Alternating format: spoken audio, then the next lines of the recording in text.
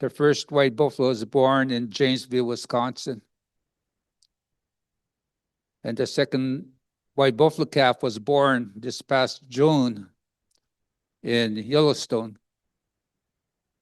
And in the prophecy, it says that these white buffalo calves would stand upon the earth, and many white animals shall be born all over the world.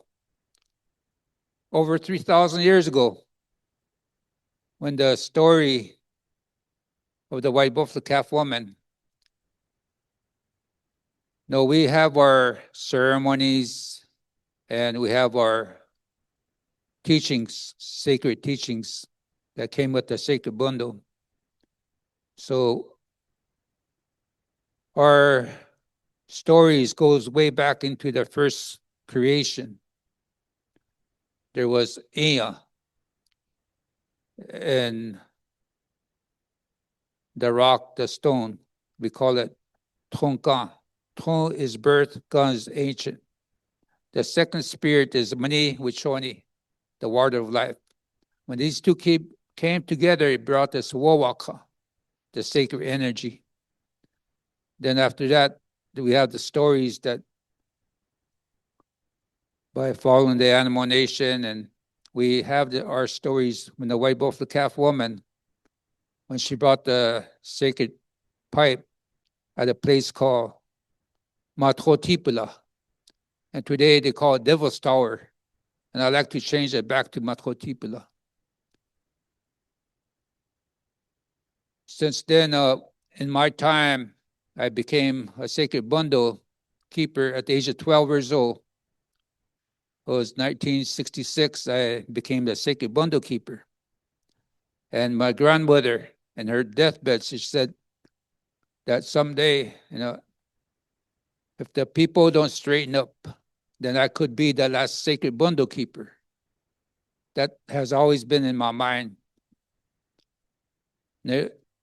Years later, in the early 70s, that's when I have a dream. I dreamt that about this black and white TV. In the early 70s, we didn't have no water, no electricity, and that's when we first got electricity. Then in that dream, I saw this black and white TV that my father bought. And I was watching this black and white TV. The earth was turning slow. And somebody beside me went and touched the screen or pointed towards the screen, and the earth stopped and it opened up like a book. And there's people standing there in a circle, and a fire in the middle. Then it closed like a book, then it went clockwise again, and then this person touched another part of the world and opened up like a book, and people were standing there in a circle and fire in the middle. To me, it happened to like 7 times. And as a dream I had was young age. Then the white buffaloes were born in 1994. We knew that this time is coming closer. 1996 was the first World Peace and Prayer Day in Matrotipula. So we made a journey from Canada through Montana to Wyoming to do this ceremony. But in our prophecy, it says that we are at the crossroads. That statement that we made in 1996, the first World Peace and Prayer Day, is that we are at the crossroads, either be faced with global disasters, tears from our relatives' eyes, sicknesses and viruses. We're going to see climate changes, earthquakes, volcanoes, big winds, or we can unite spiritually. And that's where we call out to the people about the white buffalo calf prophecy. The message is to unite all nations, all faiths, one prayer. And we're so grateful that all of us have heard the call. We sent the message and you heard the call. And now today we're doing this global message and good medicine to heal Mother Earth. So that's why we are here, and a lot of people heard the call, so we're all coming together to heal Mother Earth. Because on June 21st, we can create an energy shift one day. So that's what we are here as a World Peace and Prayer Day. And I would like to say thank you, Wppd, to each and every one of you.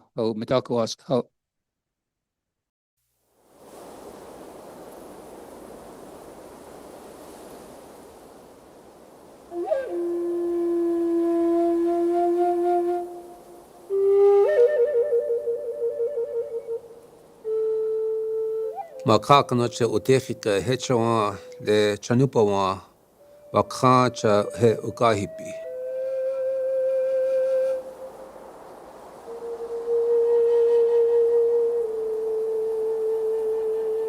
Aha he shakoi hina wacheke ucheta ha hochuka hina ucheta ahipi.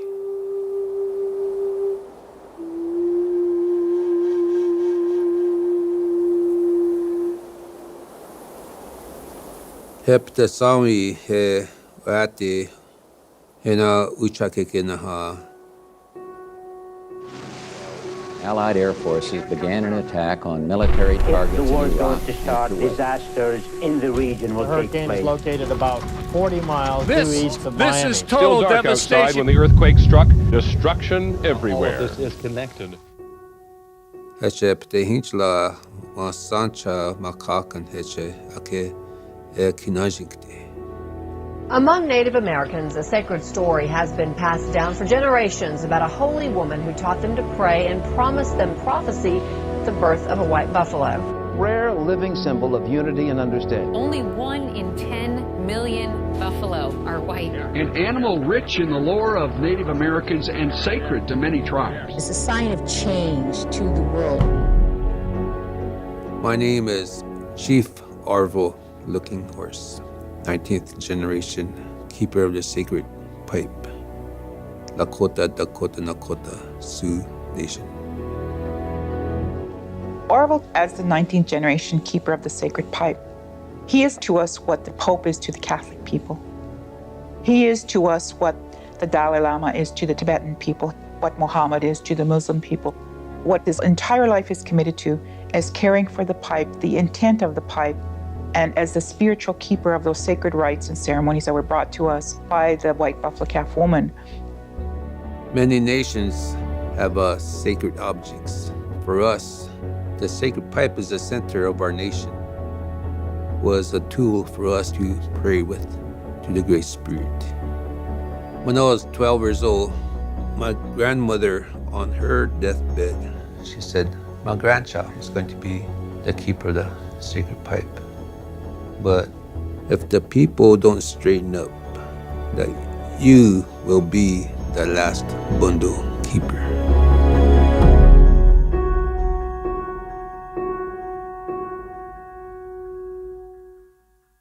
As a young boy, I thought I knew a lot.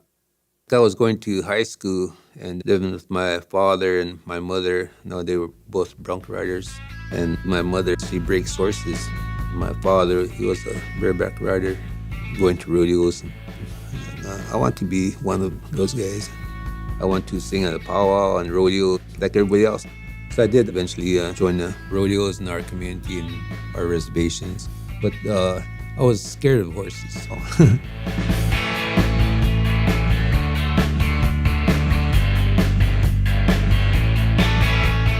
I rode Great Plains, SDRA, South Dakota rodeos. It took me a while, but eventually I got into professional rodeo. And that was my goal, to ride with the top cowboys of the world. I was rodeoing like 36 to 38 rodeos a year. I just had a feeling that something was going to happen.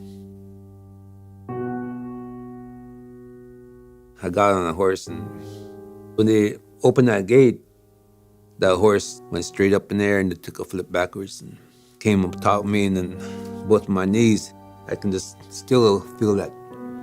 And that's all I remember. They took me to the hospital. The doctor said that, no, he's paralyzed neck on down. It was a matter of time. And I was helpless. No, I cried in my heart. I saw my relatives the next morning at daybreak. I knew they were standing there waiting for me. That phone rang and they held that phone to my ear. I knew that it was the spirit grandmother, the white buffalo calf woman. And she told me, well, you did this to yourself. You're supposed to be helping the people. The grandmother really chewed me out and said, we're going to give your life back. There's a hard time coming. And now you're going to stand with the people. You're going to walk. Within 4 days, I got my feelings back. It was so beautiful just to walk. And I told myself, I'm going to give thanks all the time from here on. They gave my life back to help the people. I don't care if it's a small group of people or thousands of people. I'm going to pray for world peace and global healing.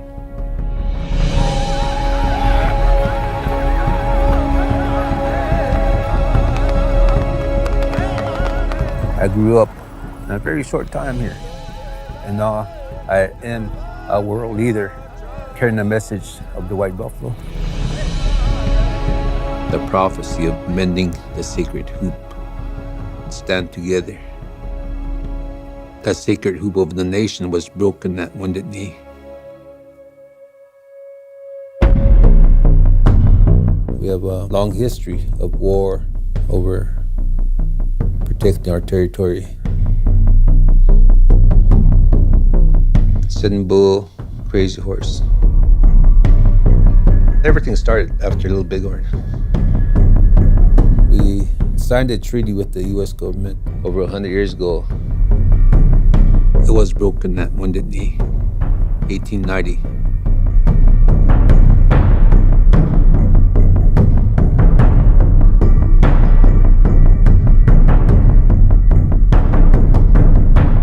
Bigfoot is my great-great-grandfather.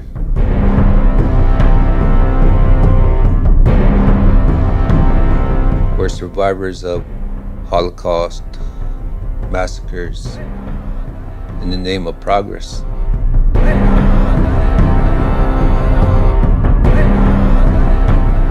Put our people on concentration camps. It's called a reservation, but back then it was a concentration camp. The military came and took our children, 5, 6 years old.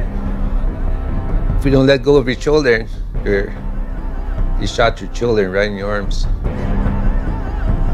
So much abuse.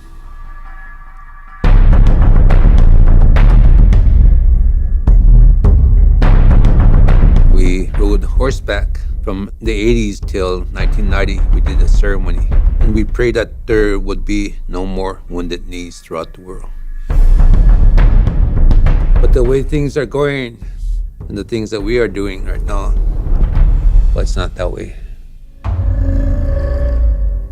Mother Earth, she has a fever. Man has gone too far. Disrespect everything. Sacred sites been destroyed. Eagles are flying into trash pits. When I go outside our community into the world, this is a strange world that can't succeed. But right now at home, the Native American people, they're gathering to stand up to stop the pipeline. The elders talk about the black snake, where the black snake would be going on top of the earth, and that's when we'll be faced with global disaster. The Native American people believe that the black snake is the pipeline. We have come to a time and a place of great urgency. Even scientists are saying that we are at the point of no return. People are so spiritually disconnected. We need to reconnect with spirit. Mother Earth is the spirit. Mother Earth is a source of life, not a resource. We are at the crossroads, but there is hope.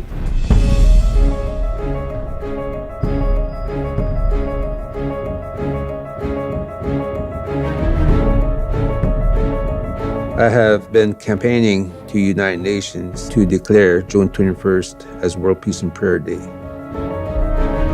or honor Sacred Sites Day. Sacred sites all over the world must be protected. On June 21st, we're asking people all over the world to pray with us. We can create an energy shift, and that's what needs to happen to heal Mother Earth. 1994, the first white buffalo was born. It was like a needle in a haystack. A message to the world. We need to heal together, survive together, come together. There's no one person higher than the other. There's no one nation higher than the other. We are at the crossroads. Either be faced with chaos, disasters, tears from our relatives' eyes, or we can unite spiritually.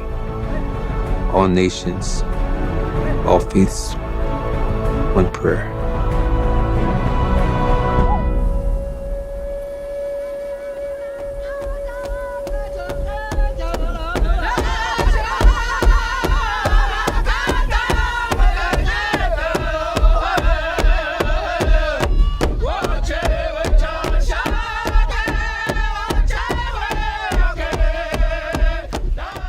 Our next presenter is going to be Sarah James from Nits Gwich'in. She's here to share her prayer for the Arctic. There's so much I want to say. I want to use my paper because there's so much I want to say. I came a long ways, and to give you a few messages from my elders, my ancestor, from my mother, from my grandma.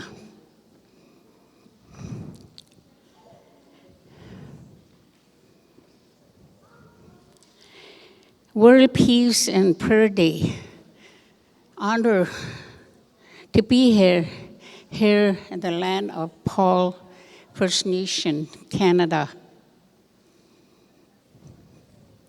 My title is A Prayer for the Arctic. My name is Sarah James. I'm a Netsang Gwich'in Arctic Village. Now they changed the name to Arctic Village. We don't know where Arctic Village came from, but now it's always been Wppd. And now they changed the name to Wppd. Wppd means a creek with the high banks. They put Arctic Village where it is today, Wppd, where it is today, when we were forced to be colonized into village life.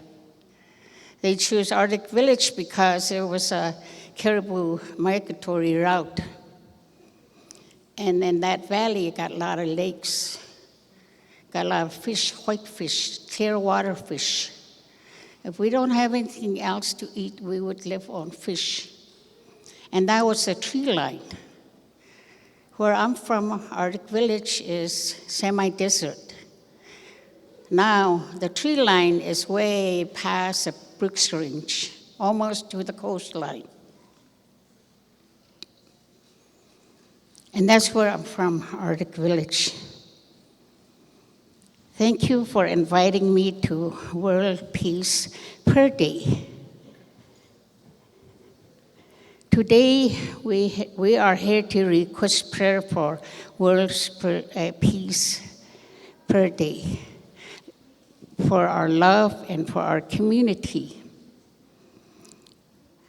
I was directed to do that.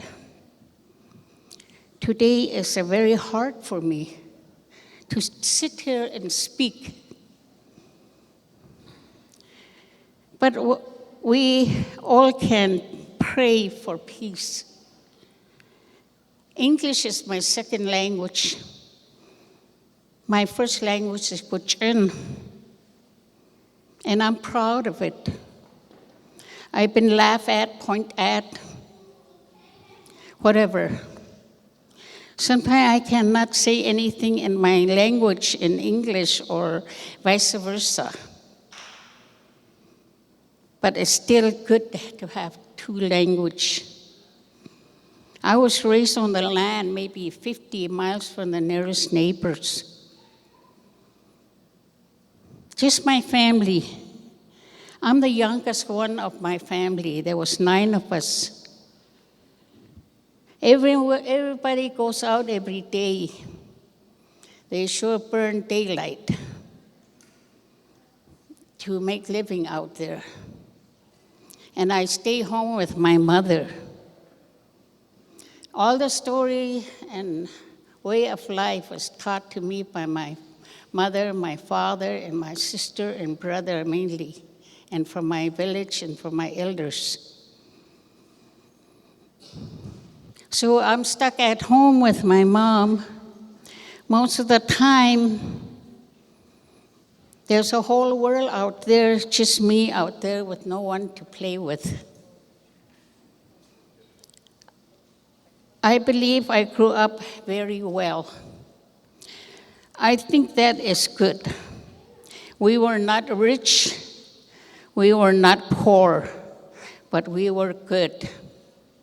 Our life ways give us blessing, wealth, for which we are grateful.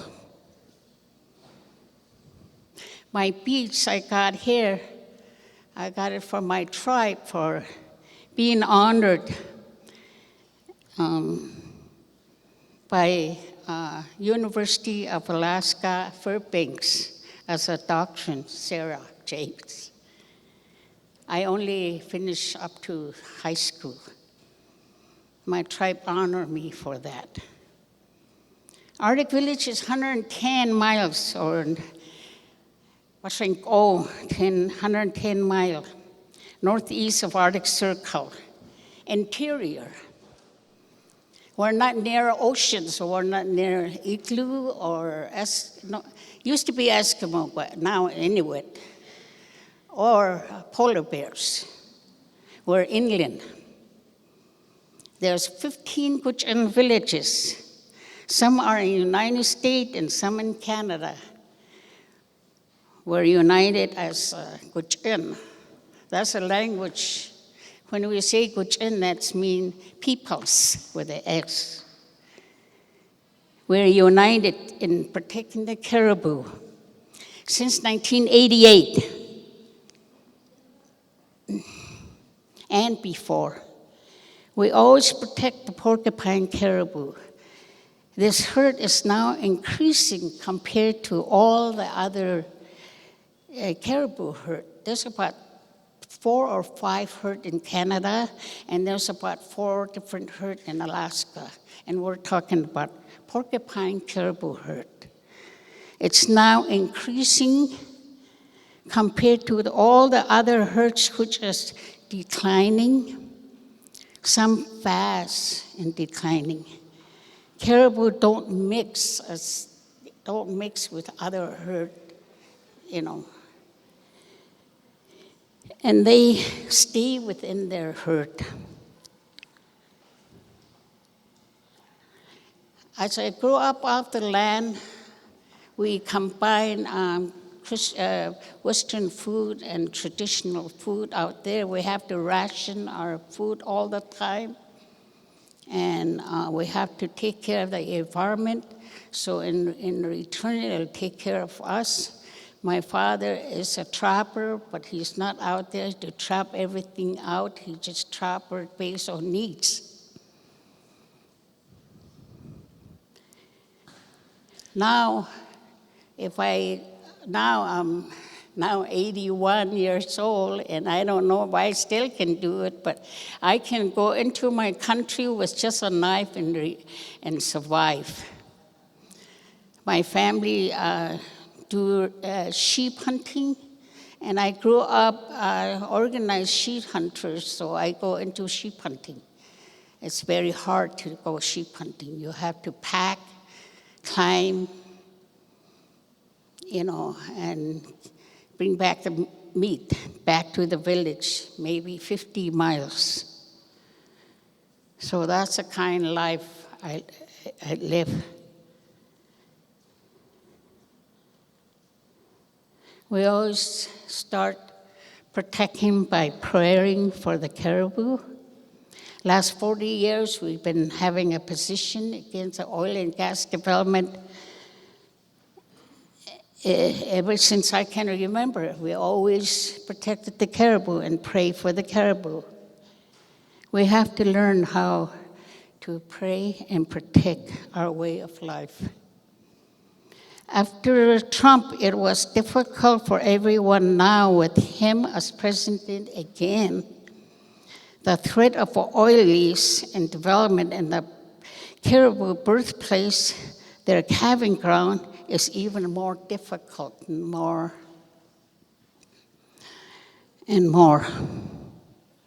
Wppd people are committed to being united. That hasn't changed. We are still strong and still united, 15 village, not to compromise, and we do need help.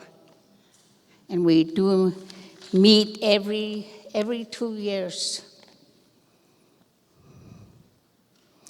We do meet every 2 years. We do need prayers as we continue to do it in a good way.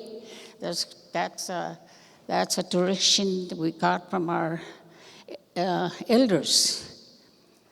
When they came together in 1988, June 5 to 10, it was like a rebirth of a nation. We haven't been back together for about 150 years because they put a border between us, Canadian and U.S. border, Alaska border. It was like a rebirth of the nation. People came and laughed and cried and went to the graveyard to see if their relatives is resting, meeting their own auntie and grandma and all that. Big plane came in from Canada, a former person and Old Crow, Yukon, Canada. And it was just like, they laugh and talk and play, and they prayer and they dance. But the elders said, one elder got to gather together because that's what we do during the bow and arrow days. When there is something threatening the nation, they come together for 3 to 4 days, and they come out with the answer. And the answer always kept for 7 generations. I counted about 7th generation is like 250 years. So now we've been fighting this for over 40 years now. We've got a long ways to go. We believe that when something that we put down for 7th generation, we work at it for 7th generation. When on the 7th generation, we get it. That's what our people always say that.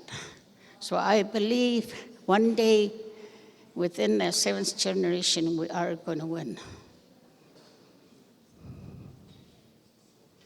So every 2 years we meet as a Wppd gather to welcome our friends and supporters, to celebrate and educate. Last year it took place in Circle, Alaska. Circle, Alaska is the only village got a road to it. And there's 15 villages. Yukon alone, there's some along the Yukon and along Yukon, and the Wppd reaffirmed that same resolution they passed in 1988. That's the idea, to stay united. We need prayers for Gwich'in people, the caribou and their birthplace to be protected permanently. We did well for many years. It's not development yet, which is good, but we work toward permanent protection. Climate change is real in Alaska. We have to do our part to pray for climate change. And now the whole world, we have to do our part and pray for our parts. Arctic protection natural resource, it is a public interest land. Our National Wildlife Refuge, in Arctic National Wildlife Refuge. Some call it ANWR. That's too simple for us, so we just say the whole word Arctic National Wildlife Refuge. For sure, we call it Arctic Refuge. Any American citizen has the right to say no because it's public interest land. Friends, border conservationists, and individuals, they do a lot of work to protect the Arctic National Wildlife Refuge. We need prayers for them and us side by side. To us, it's a human rights. To them, it is a preparation. And we need to protect Arctic refuge together. Our porcupine caribou are doing well, increasing. We still have to pray for them to be protected permanently. We have to contact our congressional people because this is a national issue. I would like to pray for our people, Gwich'in people, for our traditional way of life, our animals, our land, our water, air, and all the life out there, because Alaska is still wild. Yukon River is wild across the Alaska. When you look down from an airplane into Mississippi, just up to the shore, the rest of it is checkerboard. Yukon is still wild.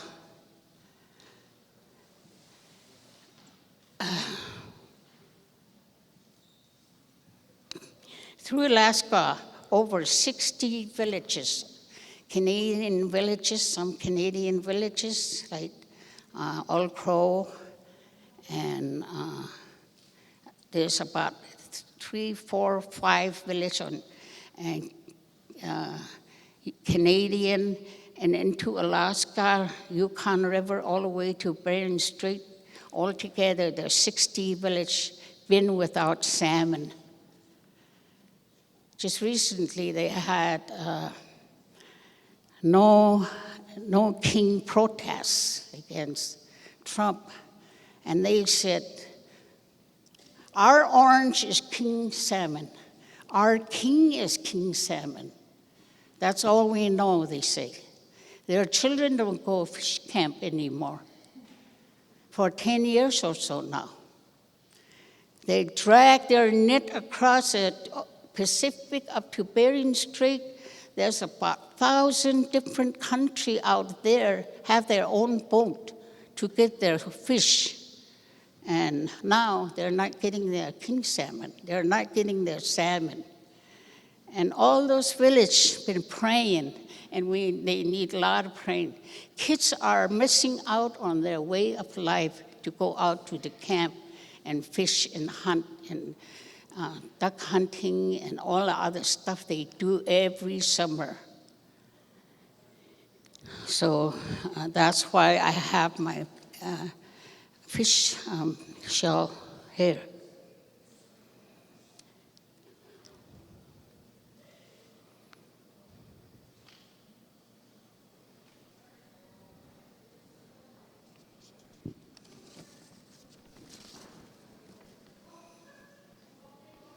It's all controlled by government laws, different governments. They limit the use more and more. It's really hurting our salmon people along the Yukon. My father is from Birch Creek, and he's from Birch Creek Village. My grandpa from my father's side is Birch Creek James. And they got their own village, and it's along the Yukon. So my father's a salmon people. And my mother is from Arctic Village, Washington, that's Caribou people. So I'm Caribou and salmon people. That's who I am. All the way down to Bering Street, people who depend on salmon is their world. Salmon is their world. I want each and everybody to pray for salmon to come back, for people to get their fish and enjoy their traditional way of life. And we got, like you said, a lot of people talk about boarding school. Well, Arctic Village or Washington is, we have to colonize into a village, or else they'll kick us away from our parents. Even though my parents raised me out on the land, 13 years old, I still don't know English. They have to get me to the school, or else my parents would go to jail. And they have to follow what the white teacher, white principal, white marshal says to them, what the government says to them, or else they'll go to jail. And they don't throw them in misdemeanor. They go in there with criminals. So they have to follow what the government was telling them. So when we were out in the land, Arctic Village, Washington told us, come back, please come back to the village. We need more students to get funding. And they did their best for many, many years, but they never got funded. So now they say, we're gonna get funded to start a school, please come back to the village. That's why we went back to Arctic Village. And then when I went to school, I was 13 years old, and I was a second grade level and didn't know English. But I finished high school in 6 years, because I was there for 7 years at boarding school. Chemawa, Oregon, hello. Well, anyway, and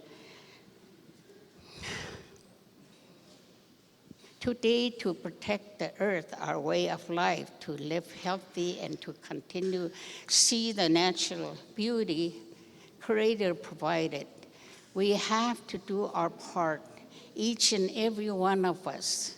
It doesn't leave anybody behind.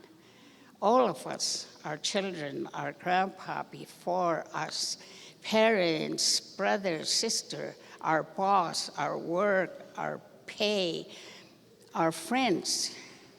We have to do 4 R's, which are reduce, recycle, reuse, refuse. I refuse aluminum because aluminum could start a fire out there. Use less oil until we don't have to. Go solar, small hydro, wind.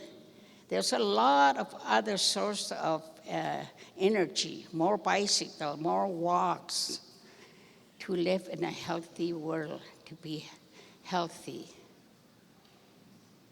Our body is the earth.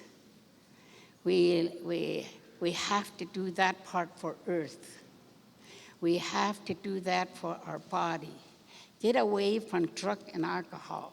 We have to get away from other sorts of food that isn't good for us. We're going to hear lots about this before we leave, from many of us. There's a good food that keep you strong and healthy. Practice to be healthy. We can do it each and every day. As long as we made it our way of life, we'll save the earth. not leaving anybody behind. I'm 81 years old today, and people wants to know why I look, I don't look like 81. Well, I do to myself, but I don't feel like stopping. I'm working at 81. I got job. At 81, it's good to be me. It's good for the work I do. That's important. You have to do work and you have to pray for it to do good work. Prayer is the answer to every day, and prayer is possible. Prayer is good to do. So I pray that you pray and I continue to pray. Hi means thank you. Everybody say hi. Hi. Yeah. Yes, thank you. All my relations, Shalak Nai. I got a couple of songs I like to sing.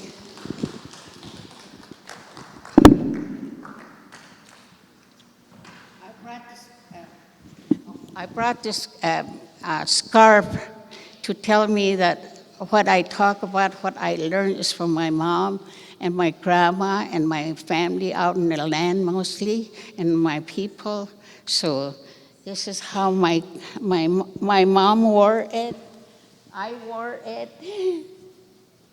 I wore it before, and my mom wore it, and grandma wore it. Play that. Okay. Thank you, grandma. Thank you, my mom. Thank you for all the mom. And I got some few information over there that I left on the table over there. And I don't have very much, but few over there. And this book is of the hot press. It's not only my book, there's other 8 of us, and I got a chapter in there. And it's just hot off the press, so I still don't know how we can get them, but it is out there.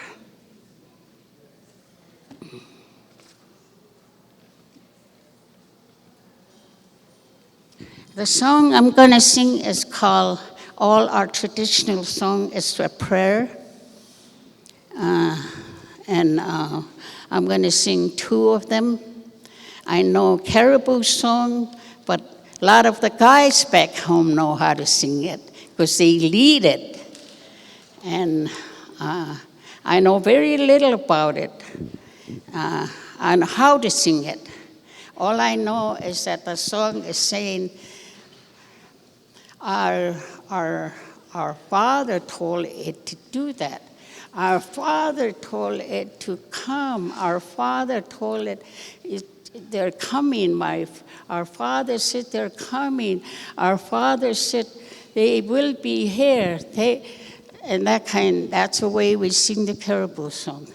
What we do is this is their life every day. They migrate every day. They go out uneven, all mixed up.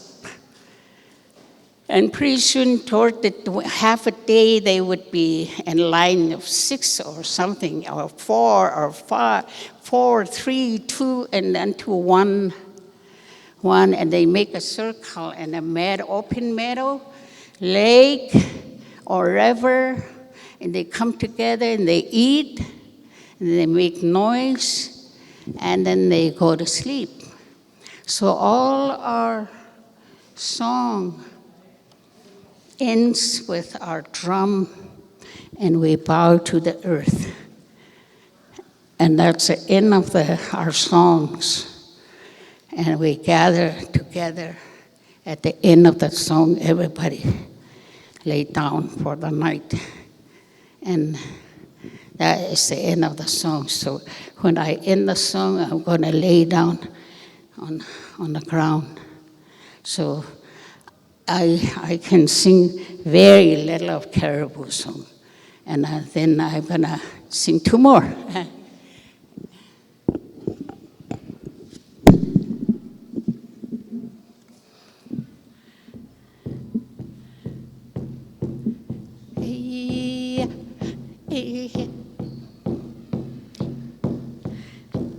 Sia, eh, ha, ha, ha, yeah, dear, oh, ha, ha, ha, ha, Sia, yeah, dear, yeah, naya, and ya, ha.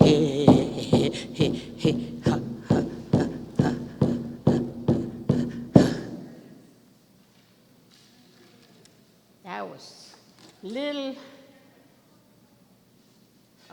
caribou song. And caribou song came about maybe, it was a hard time, starvation time for our people. But in bow and arrow back in those days, we do go through starvation. We went through starvation. We survived starvation. And one of those starvation, people are looking for food to survive. And one guy got up and said, hey, I had a dream about caribou, that they came and they lined up and they came into one circle and made a circle and went to sleep. We should dance caribou dance. And they did follow his dream, and the caribou did came, and they survived. I think we need to go back to our ways. It's a bad time right now. We don't know. Nobody knows. I don't know. Nobody knows. So I just thought I'd tell that story.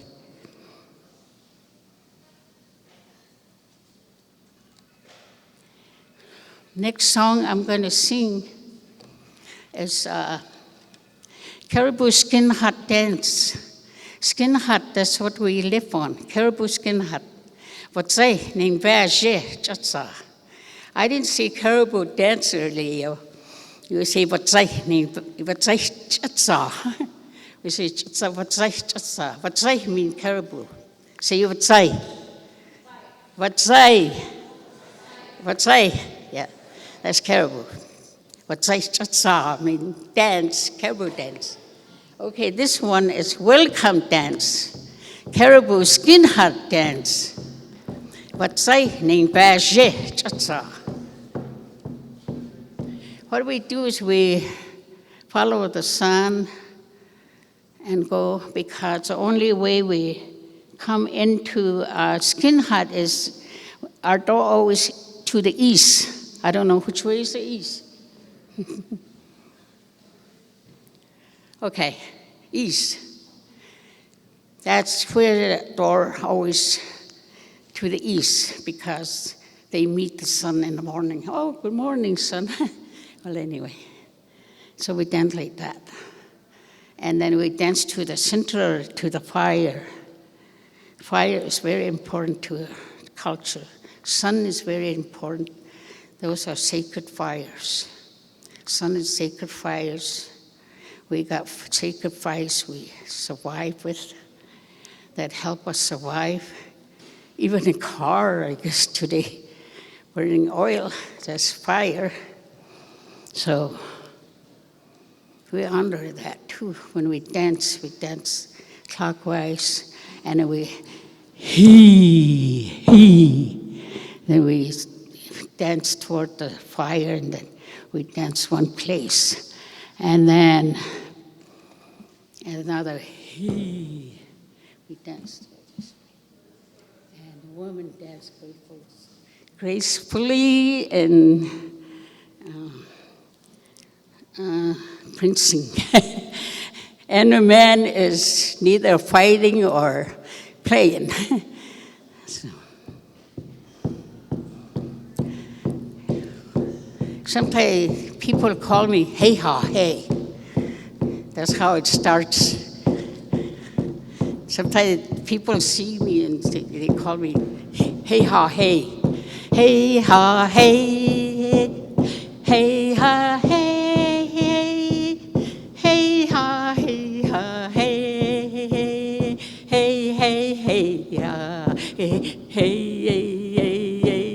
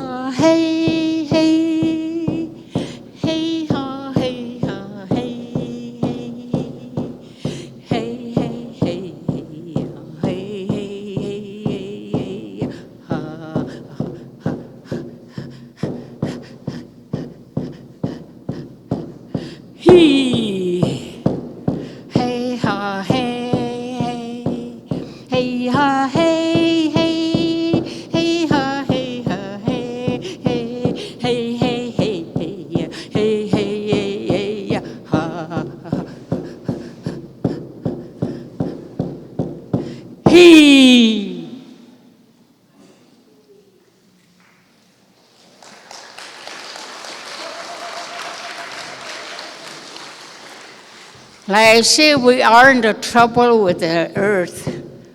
So everybody would imitate. Raven will be fun. He goes, cat, cat, cat, dongle, cook, cook, cook, cake, cake, cake. However you know how to make raven song, you could do that. Okay. Raven song is to keep the earth clean. Creator put raven on this earth to keep the earth clean. So what we do is that we have a child laying down on caribou skin or something like that, pretending that it's a caribou, and the hunter shot the caribou, and he butchered it up, and he to carry home to the village or to his home. He had to leave some of it because you can't carry the whole thing. So while he's butchering, then they come and eat on it. So we imitate raven as we go around the child and act like we're eating on it. And then making all kinds. That's what they do. They make a lot of noise and they fight over food and everything like that. And well, anyway, and that's what we imitate. And then the hunters come back for the rest of the meat. And he picked up all the meat and went back home. And whatever is left over, they fight over it. That's what they do. So that's to honor raven, to save the earth. And that's what God put raven on the earth to save the earth. I'm not that good. A lot of people back home said I can't sing, but I'm here, so I get to sing. And my drum is kind of very loose because it's raining and it's not tight enough. I'm going to leave this drum here up here because we're going to have a lot of speakers yet. I'm not the only one. So you guys are welcome to use my drum. If you want a drum, sing with the drum. I'm just too much talking like raven. We got a lot of raven story. And our story is to listen. People were the stupid one. Raven is a smart one. And that's how I used to get really mad at those stories when I get told those stories. How could those people be so dumb, I said. And I guess we are, because we're destroying the earth. That one time they finally caught him, the people. They finally caught him and they said, what are we going to do with him? You know, that's how stupid they are. And then he said, what are we going to do with? I know what you guys could do with me, he said. And he said, build a big fire and make a big swing from 2 trees and swing me hard as you can and push me into the fire. And they did. But he flew away again.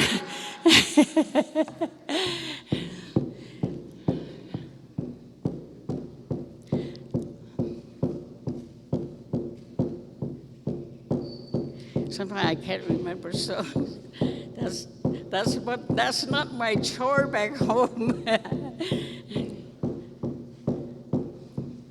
Chatai chate giuli kalahi hey hey hey ho ho ho ha ha ha ha ha hey hey hey hey hey hey hey ho ho ho ha ha kak kak kok kok kok jungle hey hey hey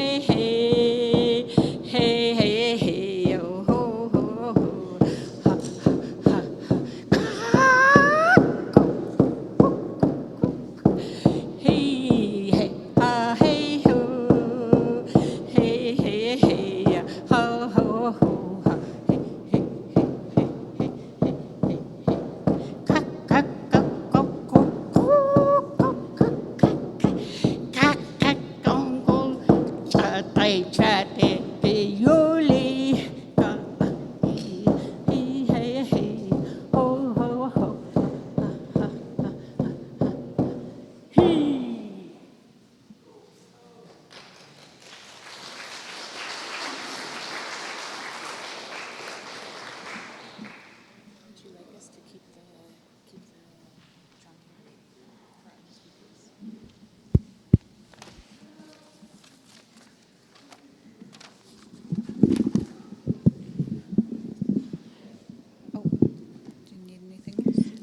A last minute here, I just got my friend Petra over here from LA.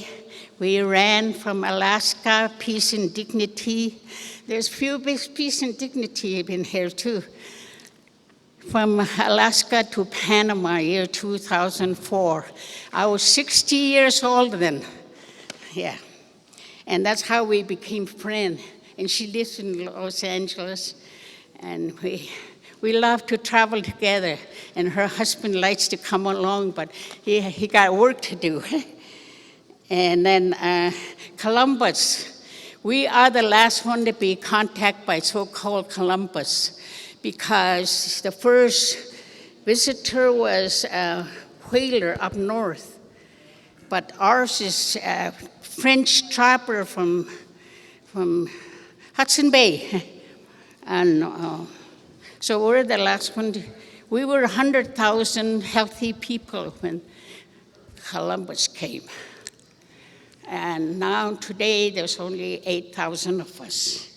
Even though we're the last one to be contacted, we lost a great deal because we live in a place where it's harsh and cold and very hard living. What we wear is all survival, that's all it is.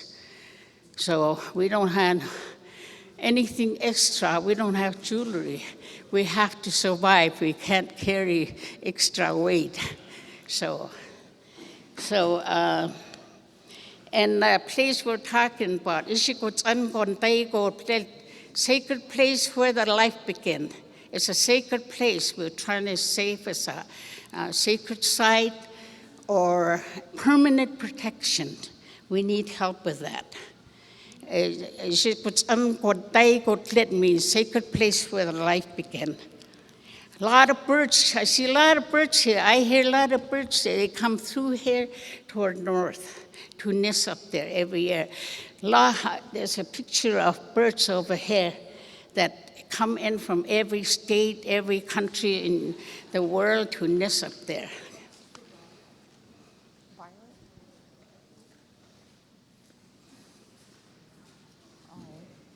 So I'm going to welcome everybody to Washington for September 4 to 8. My tribe called an emergency gather for the caribou and for the Netzaiguachin and that Washington Arctic Village, September 4 to 8 this year. And they call emergency gather. We need help. Thank you very much. May God bless you. May God bless us all.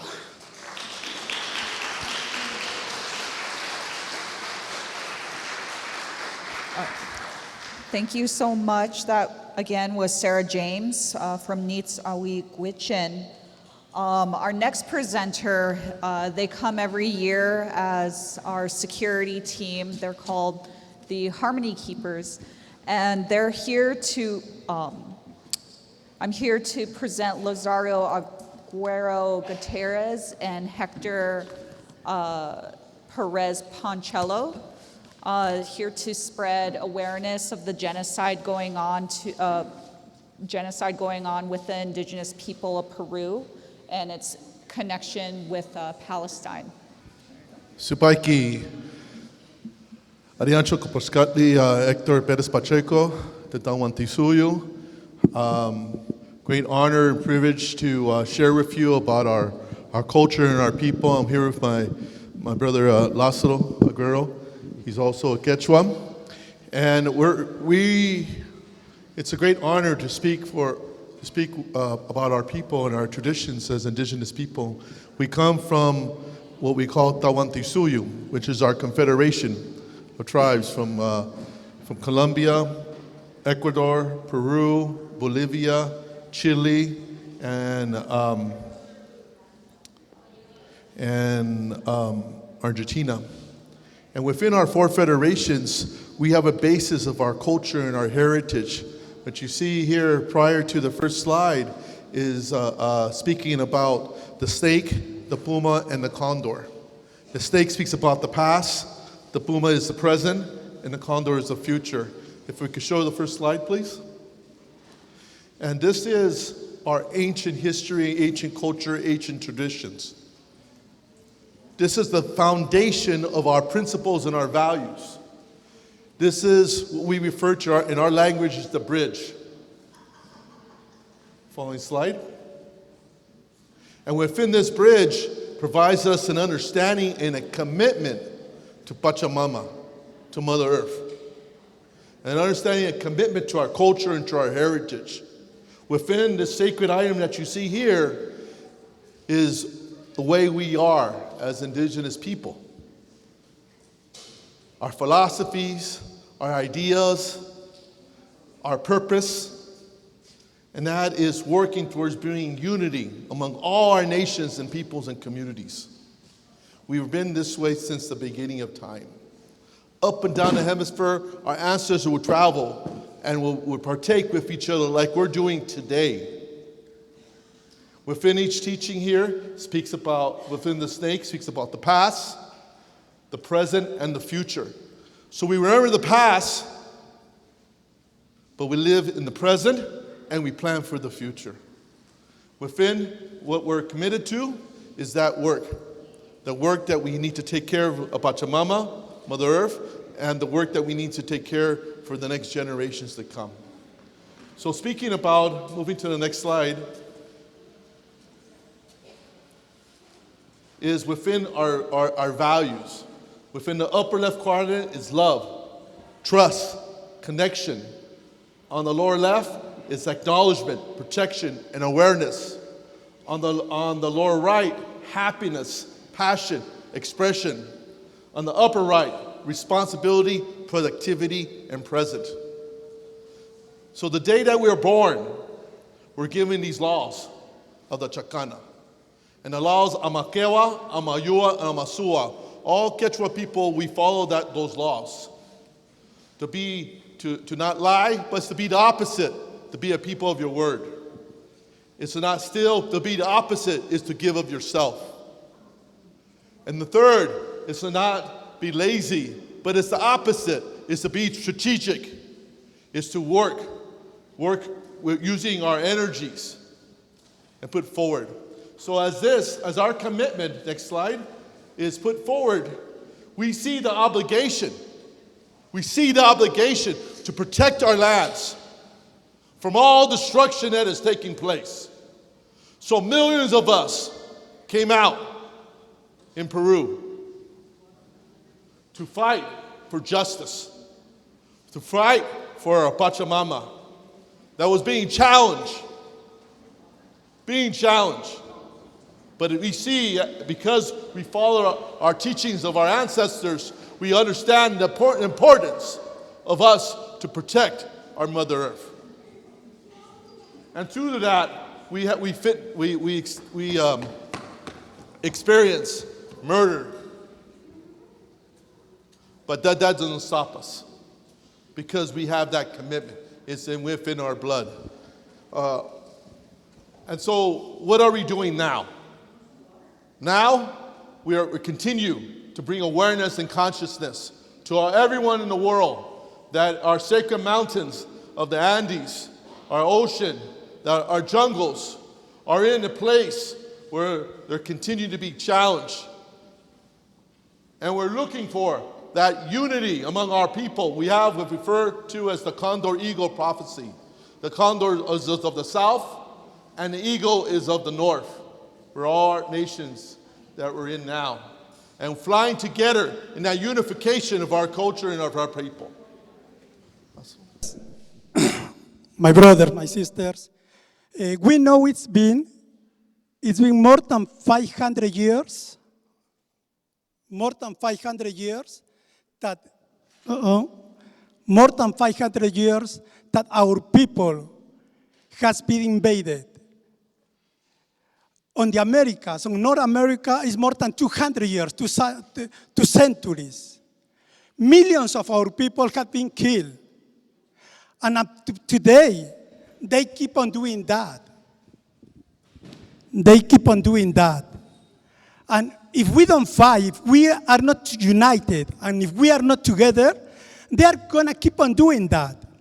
In Peru, for the first time, there was an indigenous person chosen as president, was elected as president. What the power did, what the elite did, they overthrew the government. And there was a lot of protests since 2002. And a lot of brothers and sisters have been killed. There are ways that the government send the army to the churches, to the top of the church, and they start killing our people from the top of the churches with the snipers. Our government sent helicopters to shoot the indigenous people. But until now, no one on the government is on jail, no one is prosecuted. So our people is massacred. And everything is because the corporations, they want to go after, behind our natural resources. They've been doing that for many years, for centuries. But now, they don't care. They use the media, they use the system to keep on killing our people and to keep on stealing our natural resources. That doesn't happen only in Peru. This is happening everywhere. Right now, our brothers and sisters in Palestine are being killed because over there in Palestine, in Gaza, there is natural gas, and they want the natural resources from there. Who want that? The powerful people, the rich people. They want to take over everything, and they don't care if they have to kill millions of people. Up to today, more than 20,000 kids have been assassinated. And they are our brothers and sisters. And that doesn't stop there. They are keep on coming after us. If we don't get united, if we don't fight, they are going to keep on coming after us. And that's what's happening in the United States. I live in Los Angeles, and our people from Mexico, from Central America, Guatemala, South America, Peru, Bolivia, are being deported. ICE and the National Guard and the Army of the United States are arresting people just by our color. They don't ask if you have a legal paper, if you have a green card, if you are a U.S. citizen. No, they don't ask. They just see you walking on the streets, barely walking on the streets. And if you look like me, brown color, no, they go after you and they arrest you. They don't ask anything. And up to today, there are U.S. citizens. There are people with green card. People that are on the process to be residents, and they don't care. The government doesn't care, and they are arresting our people. That's pure racism, and we don't want that. We have to be united, and we have to speak up. If we don't speak up for the things that are happening over there in the United States, they are going to keep on destroying, they are going to keep on with the ethnic cleansing that they want to do it. And we have to be united, please. One of the keys that we have to move from here, after today, after the 4 days that we're going to have here of celebration, of prayers, is that we have to go with our mind of unity. Regardless of the differences that we may have, we must unite. If we don't unite as a people, as an indigenous people, they are going to keep on coming after us. Please, united besides the difference that we may have. And whenever you see an injustice against our people, any indigenous people around the world, maybe in the Americas, maybe in Palestine, maybe in Africa, we must speak up. if they hurt an indigenous people in Africa, they are hurting us. They are damaging us. And we must speak up. Please, let's be united. United, we can defeat the system. If we are not united, they are going to keep on damaging us, hurting us. They are going to keep on stealing our natural resources that belongs to all of us. Please, don't turn your eyes from Los Angeles. Don't turn your eyes from what's happening in the United States, what the racist Trump is doing against our people. Please, keep on praying, keep on uniting, and thank you, everybody.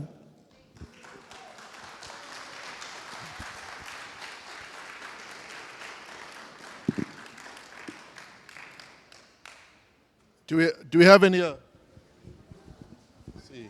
Is there any questions? Any questions for anybody? Go ahead. Do you have anything organized or planned to bring people together to unite here in Alberta, Peru, America? Well, global.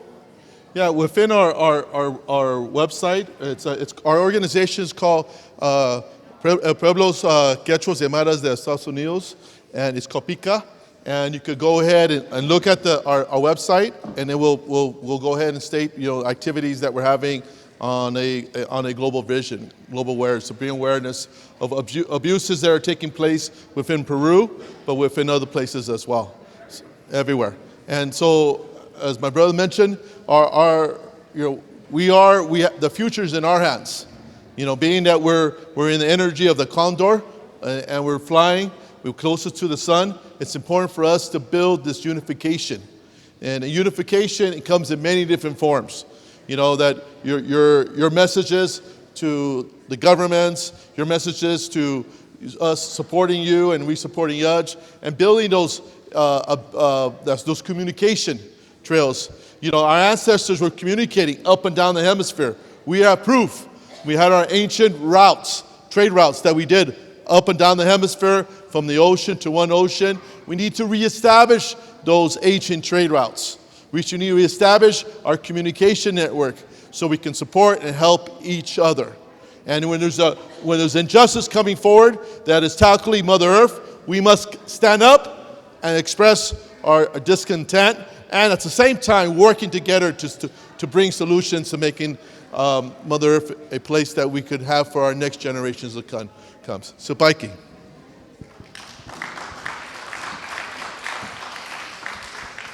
Thank you so much, Hector. Our next speaker/performer is from Alaska. They come year after year. Their names are Linda and Buzz Daney. They're here to share a traditional dance. No yahalgunga chuvakmungunga chupuloshu. Can you hear me?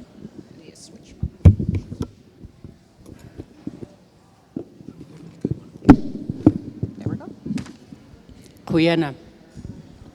Kuyana Chivavni Nang Cheluda First Nations, Paul's First Nation, Arvel Palashu Kuyana Mavatak Chilunung, Windoya Halgunga, Chufarmingunga, Kisuna Minguloshu. I want to say thank you to the Paul's First Nations for allowing us to stand on your land, and for Paula and Arvel for WPPD to bring us here to your land. My name is Linda Ayagar Daney. My husband, Buzz Daney. I'm from the Kisunamu tribe, and my husband is the Choctaw, from Choctaw Nation of Oklahoma. We're going to do, the first the song I'm going to do was composed at the time when our culture was taken away by the missionaries and the fur traders. And in my culture, where I come from the Chupik tribe, we kept our songs alive when the missionaries told us that we were not allowed to sing our songs and dances. And Mr.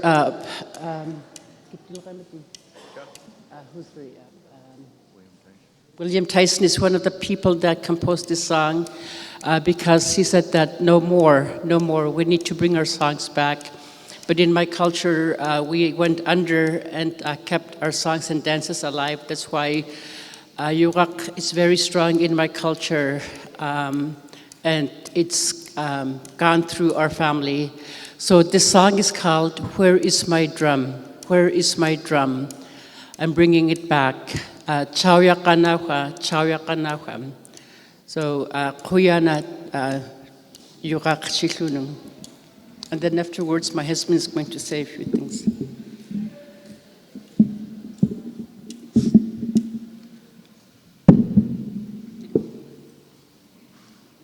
I'm going to start with Mungluni, which means I'm calling our ancestors and those that have gone before us to grace us with their presence. Chaya kana kwa, chaya kana kwa, mupasu tamahe yukaka, iriri ahanga helua lumakui ginga wakalo ye. Chaya kana kwa, mupatu tamahe yukaka, iriri anga elua lumakui ginga wakalo ye.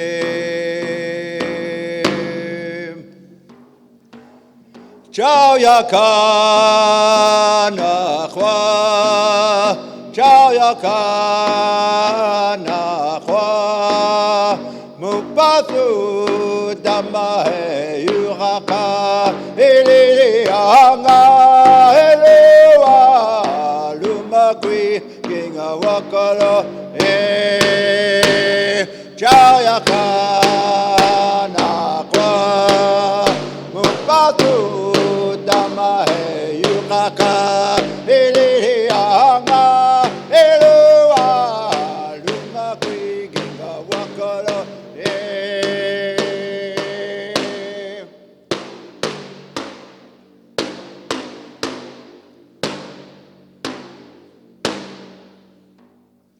Yuyaka wani kwa pasuma nunae yuraka ilili anga elua lumakui ginga wakalo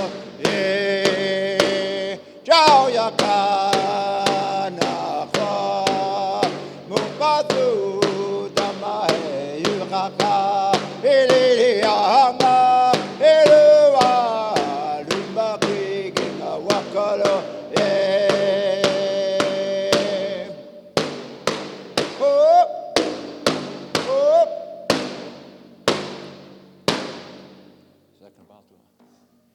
Yuyaka wani kwa pasuma nunahe yuraka ilili anga elua lumakui ginga wakalo chao yaka na kwa mupatu tamahe yuraka ilili anga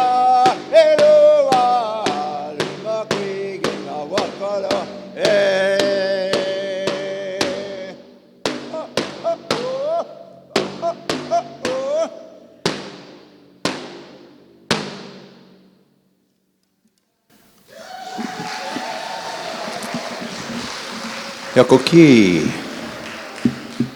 So we're going to share a little bit, if we have a little more time, or did you just want that song? Okay. Linda's going to share a little bit about the climate change and the people in the Yukon-Kuskokwim area. I was going to share a little bit about missing and murdered Indigenous women and some of the origins in Alaska that we began many, many years ago. Sahachifiyat Buzz Dani Chakta Chickasaw Yakima I'm an enrolled member of the Choctaw Nation of Oklahoma, born and raised in Anchorage, Alaska. My mom and dad, Gil and Joyce Daney, from Choctaw Nation Reservation, as it's called now, in Oklahoma. And so, away from my people for a long time. Fortunately, Choctaws like to travel, either forced or voluntarily through free will. So with traditional healing, we began our journey a long, long time ago because it was something that the people were asking, in fact, demanding. And so I work at a nonprofit for the last almost 40 years and serving the people in the south central area of Alaska. I was fortunate and really blessed to have some incredible elders, Uncle Walter Austin, who traveled with us for World Peace and Prayer Day, Auntie Rita Pitka Blumenstein from Tununuk, who was so awesome and became, after she retired from our traditional healing department, to join the 13 Indigenous grandmothers as the 13th grandmother. That was her number. She always said 13 is not a number to be afraid of. It's a good thing. Brings blessing. And what she shared was that we're all healers because we can help heal ourselves through the universe, and that we can heal our families, our ancestors, and future generations through our actions. And in Alaska, traditional healers have worked in the villages since time immemorial.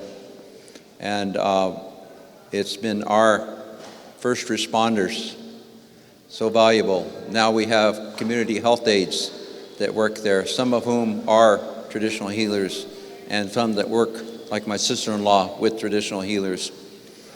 And these places of light are growing.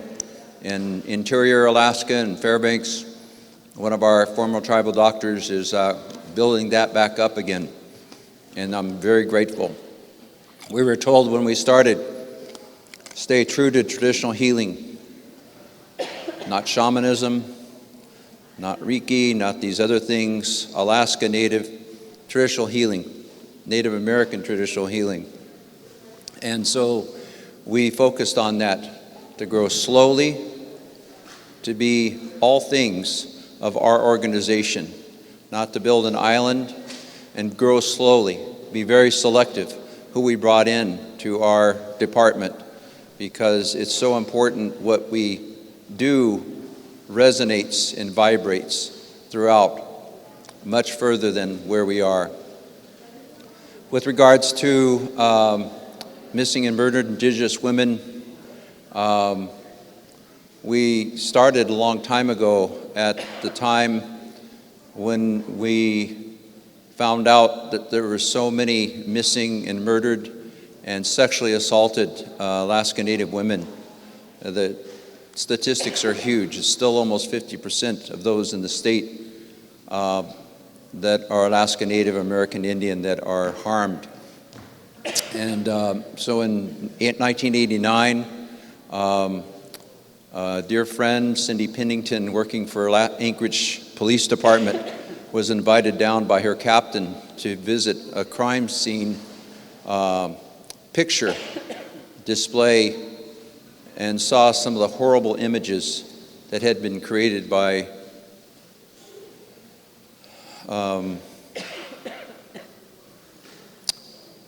this harm. And so she talked to some people, and in that year, Anchorage Alaska Federation of Natives, which represents all Alaska Natives, the regions, villages, and tribes, and those that are a part of it and those that are outside of it, all come together and to talk and discuss and share what's going on. And when we presented our first Alaska Native Women's Sexual Assault Committee information, we had an immediate response. Everyone was much in favor. In fact, many were breaking down, just hearing that there is something that we're going to do about this. In 2001, after patrolling the streets with APD, we had FBI in our roster. We also worked with CDC, Centers for Disease Control. And in 2001, Senator Biden, at that time, awarded us the Department of Justice National Crimes Victim Service Award, the first organization to be awarded for sexual crimes.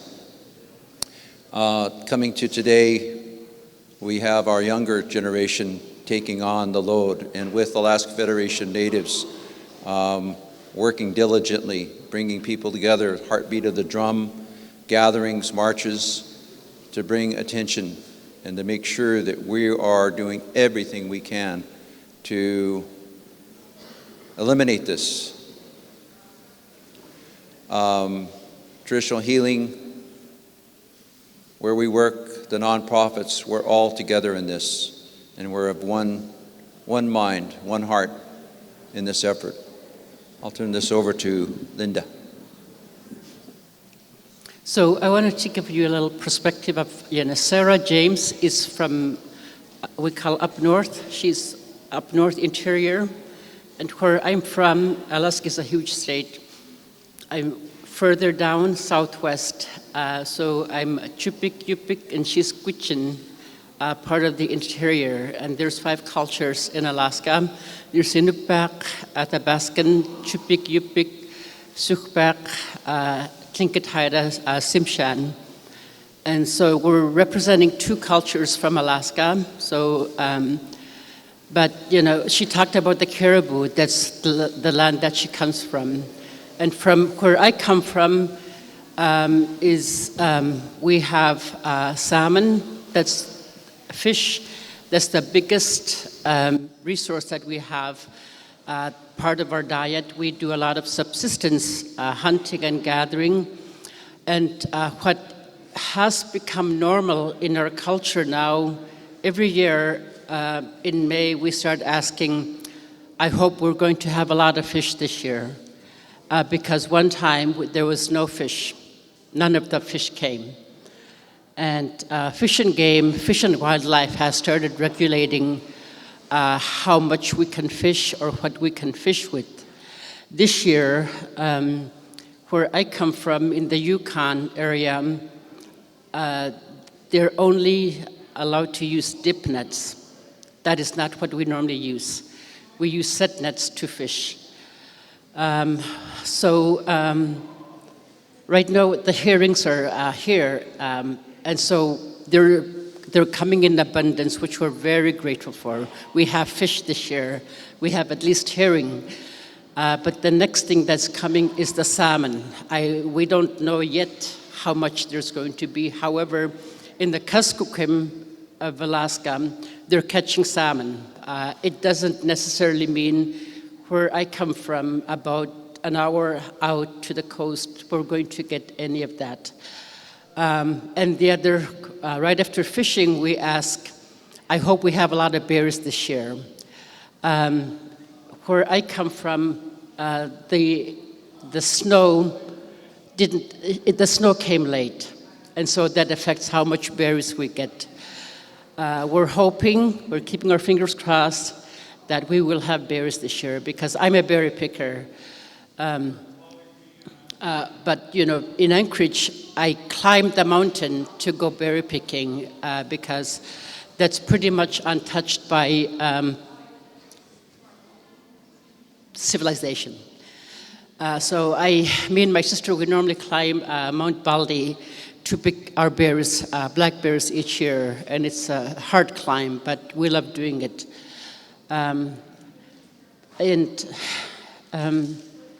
The climate has changed a lot, and the weather has changed a lot. I spent a lot of time with my uncle before he died. We used to spend mornings together and he would tell me a lot of stories when we had, when we were having our coffee. And one of the things that he told me was when we started eating the white man food, we started seeing people getting arthritis. We started people getting sick earlier. And so that encouraged me to, helped me to not eat so much red meat. I can't go back to eating red meat again after my uncle said that. And I had arthritis on my arm. I don't have that anymore. And that was a testimony to what my uncle had told me. And the other thing that he told me before he passed away was Chila asiro pelganak kohtuk wanguda umyugabut asitulhok tawkamaich pak umyugabut asiro yingan manaslu Chila malikhlugu asiroduk. Before we were touched by the Kazakhs and their culture, our mental health was stable. So therefore, because our mental health was stable, the weather was stable. And with all this coming into our culture, our mental health is not stable anymore. And so therefore, and that the weather reflects that. The weather is very unpredictable because long time ago, the people that were used to hunting, they would go outside, look at the weather and say, and they would predict what kind of weather it was going to be, and the weather would come slowly. And it was what they were going to say. And nowadays, you go outside, look at the weather, the weather will change on a dime. So there's no way predicting that anymore. Anyway, those are the words that I bring to you from our Chupik and Yupik nation. Kuyana kanchishlo, chibufchini.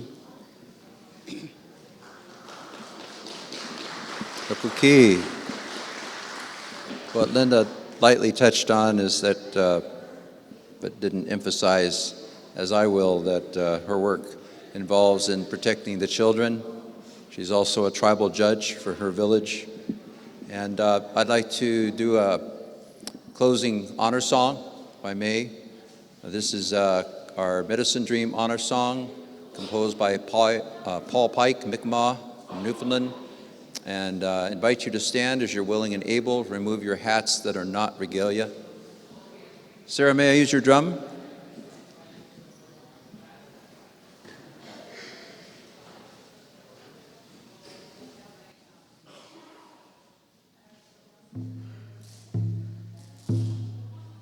Sounds great. I think it's coming back.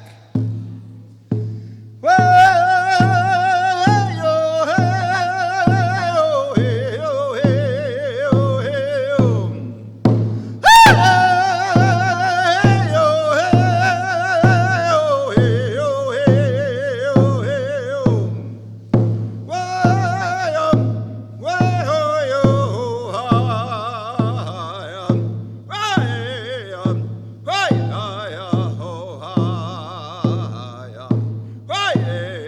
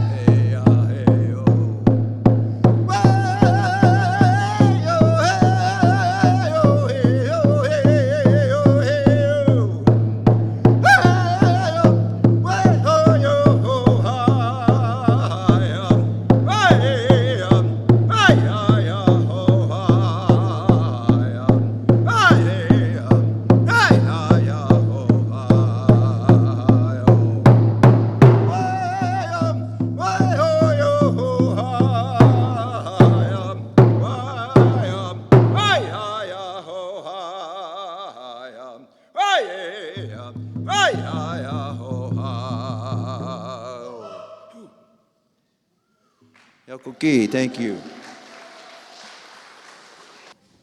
So again, that was Linda and Buzz Daney from Alaska. Thank you so much for sharing your songs. Our next presenter, her name is Kanuhas Manuel. She is a mother of four, a traditional hand poke tattoo artist, a birth keeper, and a land defender / freedom fighter. She's here to educate us on the current issues facing her territory and the threats and risks of the Canadian government's Trans Mountain Pipeline. Here is Kanuhas. White Kukwaitip, Kanahus Bethki request. My name is Kanahus Bethki. It means red woman in Tanaka. I'm from both the Secwepemc and the Tanaka nations in so-called British Columbia. My land that living in right now, Secwepemc Uluk, is 180,000 square kilometers of land. We've never signed treaty with Great Britain, Canada, nor British Columbia, and so our land remains unceded and unsurrendered. Our land, Secwepemc Uluk, our nation, is one of the biggest Indigenous nations in so-called British Columbia. Right now, first, let me just introduce my family. My father, my late father, Arthur Manuel, was an Indigenous leader of our people, and my late grandfather, Dr. Grand Chief George Manuel, was an international leader for Indigenous rights. And he founded the organization called the World Council of Indigenous Peoples. And it's with the spirit of his organizing that I stand here today as the dream of the Allied Tribes and this World Council of Indigenous Peoples to bring our people together for our common goals of land, protection of land, and the self-determination of our people. Two things, very simple: land and self-determination for our people, because it's when we have full control and territorial authority over our lands, when we're able to manage our lands and make decisions about the lands and the so-called resources, that we will be the mighty, powerful nations that we once were. And right now, I believe what the other speakers were saying, that we're really in a time that needs our attention. We need to really put our personal effort into defense of our homelands. And myself and my community and my families have been doing this for generations in defense of our lands.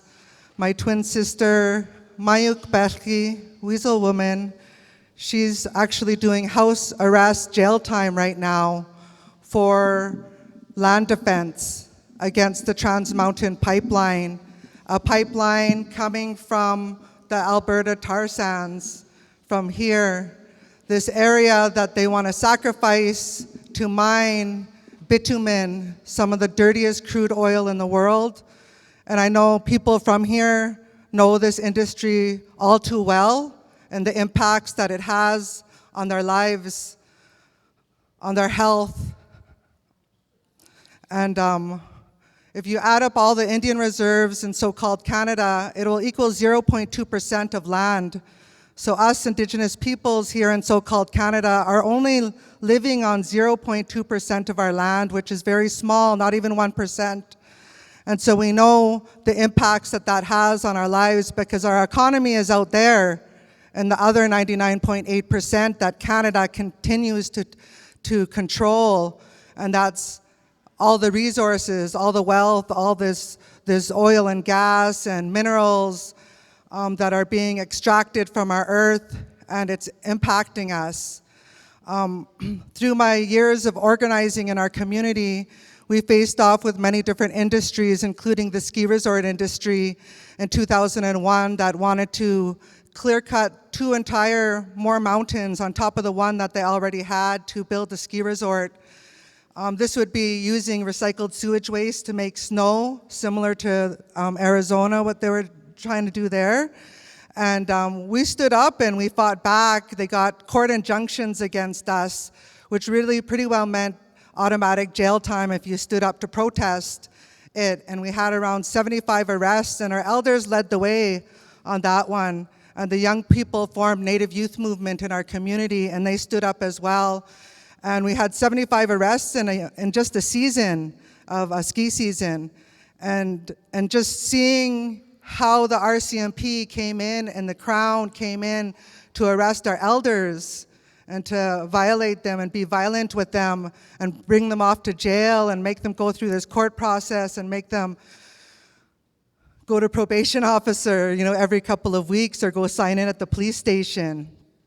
More young people began to stand up, and our elders led the way on that time. We stood up also against the 2010 Winter Olympics, which would mean more mountains clear-cutted for the 2010 ski runs for the Winter Olympics. And then in 2014, we had one of the world's largest mine tailings disaster happen in Likely, in our lake called Yucnasenjaimetqua. It's the deepest glacier-fed lake in the world, as we come from the mountains and we come from glaciers.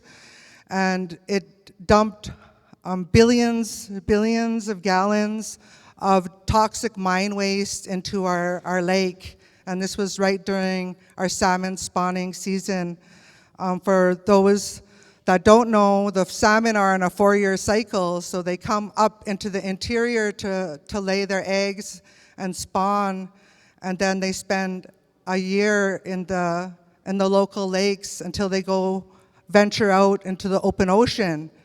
And they go out into the open ocean as far up as Alaska, all down Washington State. That's the salmon.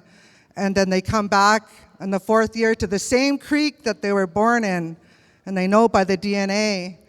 But with this Mount Poly mine disaster, it released copper into the natural streams, and the copper is how the salmon navigate through the waters, and so it affected the salmon on that year. And a lot of natives chose to fast from salmon after that Mount Poly mine disaster because they didn't want to touch the salmon. The women were crying at their fishing spots because they wanted to fish, but we didn't know what those billions of gallons of toxic mine waste was going to do for our food source. We come from the mountains. There's 4 major rivers that form in our headwaters in the glaciers: the Fraser, the Thompson, the Columbia, which is dammed now, and even the Athabasca River forms in the headwaters and it flows north. So we have 4 major rivers, and it's really important for us in our rights and our responsibilities to protect that land. And because we come from this massive amount of water, we found ourselves in fights way high in the glacier by Tum Tum and the Upper Adams with Imperial Metals Mine again, trying to mine lead and zinc into the mountains. And so we were successful in stopping them for a point, but there's still exploratory drilling up in our sacred headwaters and our glaciers up in Tum Tum. Chka, they call it, our people. The Indian Reserve System and the Indian Act system, where the Indian Reserves come out of, is some of the most destructive laws against our people because it forced us off of our territory onto little tiny Indian reserves. And like I said, our economy is out there, and we need to talk about our indigenous economies.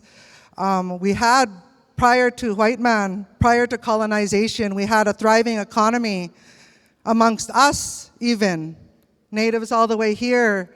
And we have this pipeline now that connects us to the land up here, because that pipeline travels 1,152 kilometers through my homelands. It cuts through on its way to Tsleil-Waututh territory, Musqueam and Squamish out near Vancouver at the Westridge Marine Terminal. So all the way from the Edmonton terminal of Trans Mountain Pipeline, it travels all the way to Westridge Marine Terminal, 890,000 barrels of bitumen per day that are now filling super tankers. These are big Afromax tankers that are en route to refineries down in California and to the Bay Area of California, Richmond, California. And these oil refineries have already been there refining oil, but this is a massive push, will increase 700 times the amount that's going on these tankers through the nations of the Pacific Northwest, down north of, or south, in between Vancouver Island and Washington State, Orca Islands, San Juan Islands, out to the macaw, to the whale hunters, and then down south through the Washington, Oregon, and California coast that this tankers are threatening. And so in a way to organize the people, for us, we started to build tiny houses on wheels to go and occupy our territories off Indian Reserve and confront the oil industry with the pipeline coming through our land. And right now we have 7 tiny houses on wheels that we deployed at Blue River. It's a halfway point between Edmonton and Vancouver. And this little town, a white settler town of Blue River, has maybe 150 or so residents. But we moved our tiny houses up there to confront an industrial worker camp, a man camp, that they wanted to bring in 1,500 pipeline workers right there by the little tiny house village that we had set up. And so they came and went. We battled those pipeline workers for years and years as we built up our own little tiny house warrior village there in Blue River. And our nation is big. It goes up to Jasper House. There's Secwepemc people that were relocated from Jasper House down more south into our territory. So I didn't realize how close we are and how we border with the nations here. And there's political, I'm sure, political allyship and ties that we've had in the past that we need to rekindle as we build ourselves up politically with a strong voice for us as allied tribes and nations together.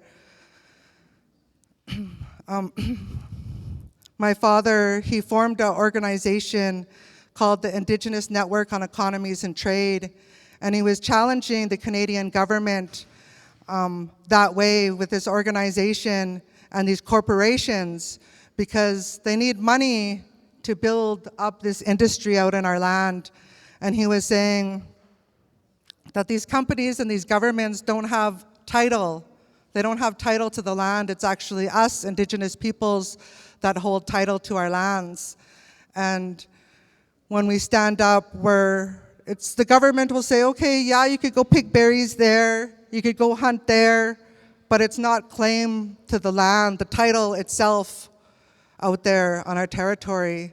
So my grandfather in his organizing days was always making sure we said the title to the land, the actual ownership over our territories, the territorial authority to make the decisions about our lands.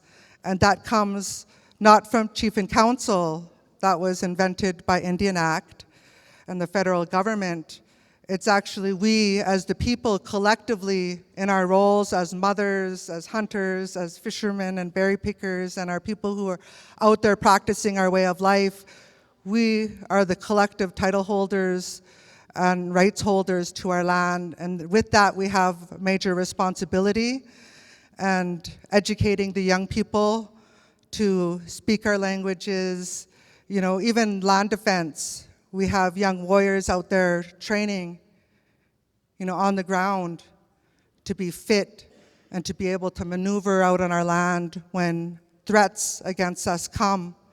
And we're going to have to teach, the young ones and up all these skills. And before, in the past, my grandfather, when he would travel, he would bring a young man or a young woman, or back then it was a young man that would travel with him. He was 16 years old. He went to Chiapas during the massacres to the Mayan, when they were fleeing the massacres, they were in the border there, and he went there. He went to go meet with the top guerrillas that were fighting back, He found them. They were under the guise of raising all the chickens. After days, he went and he found who's the leaders. He went to Chile during the Pinochet era. He went all to these hot spots all around the world organizing indigenous peoples.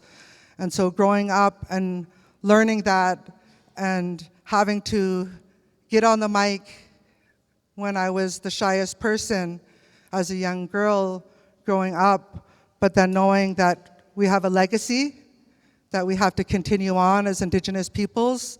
Our grandparents stayed alive, kept us, our family lineage alive for us to be here today. And it's powerful to see all of us survivors of this genocide that's still happening today in Canada and around the world.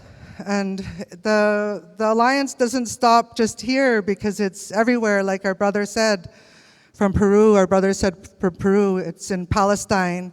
We stand with the Palestinian, we stand with every indigenous people. I stand with the Burkina Faso as they're kicking out the colonizers out of their countries in Africa. And we gotta watch what they're doing over there in Africa. They're kicking the colonizers out. And we have to look at the same thing. How are we gonna do that? What happens, my dad would always say, what happens if they give the land back today? How are you going to manage it? You need to have self-determination plans to learn how to say how you're gonna manage it, because some other brown skin is gonna go in and say, I know how to run it, and they're gonna fit right into the province and the Ministry of Mines, and they're gonna fit right into what they want to continue to do to our lands. So we really do have to get organized, and just my gratitude to Paula and to Chief Orville Luckenhorst for continuing this World Peace and Prayer, to bring us all together, because these are really important for us to have and to open our heart and our minds, our eyes up to what's happening. We're so connected even more than we know, and our prayers are powerful and they're connected right here, with this altar, with this going global around the world right now. So I just want to, say thank you for everybody for their time and for listening, and I'll be here throughout the rest of the time and be able to continue the conversation with anybody. I know people were wanting a Tiny House Warrior shirt, but I only have one, so maybe we can do a trade. And I also do tattoo work and I do birth work, but the birth work was really so I could deliver my own babies, and the tattoo work was so I could give my kids coming of age tattoos when they went for their echka and woman and manhood ceremonies. So my decolonization efforts never end. And I brought my tattoo stuff. I know a couple people wanted tattoo too. And but I'll leave it there, and thank you, Cook's Jam, everybody. Our next thank you, Kanuas. Our next presenter is going to be Jessie Cardinal. She's from Kakino Métis community, and she's here to share her prayer, healing, and hope. Once again, this is Jessie Cardinal. There you go. Good afternoon, everyone. Nice to see you all. Thank you to Paula and Orville, who I haven't met yet, but I will, for helping to put this event together. Thank you to the Paul Band. I wanted to say, and to the organizers, to the crew on the ground here that are working hard to help make this event happen. It's a beautiful community here. And I'll introduce myself. I'm Jessie Cardinal. From Kakino Métis Settlement. I'm just waiting for my slides to come up. And Jessie Cardinal Netsiga Sun Kakino Otsania. Keepers of the Water is an organization that I work with. It's an indigenous organization, and we work to protect water. And so this is what I'll be talking about, the message of hope and healing. And if you could go to the next slide. Just want to introduce who I am and where I come from. So, Wayne Gua Sandra Cardinal Nini Giaguak. Nota Wione Giagua Ni Musampan Francis Cardinal Nukampan Alice Cardinal. Niga Wione Giagua Ni Musampan Harrison Cardinal Egua Nukampan Louise Cardinal. And then there's some of my great-grandparents in there.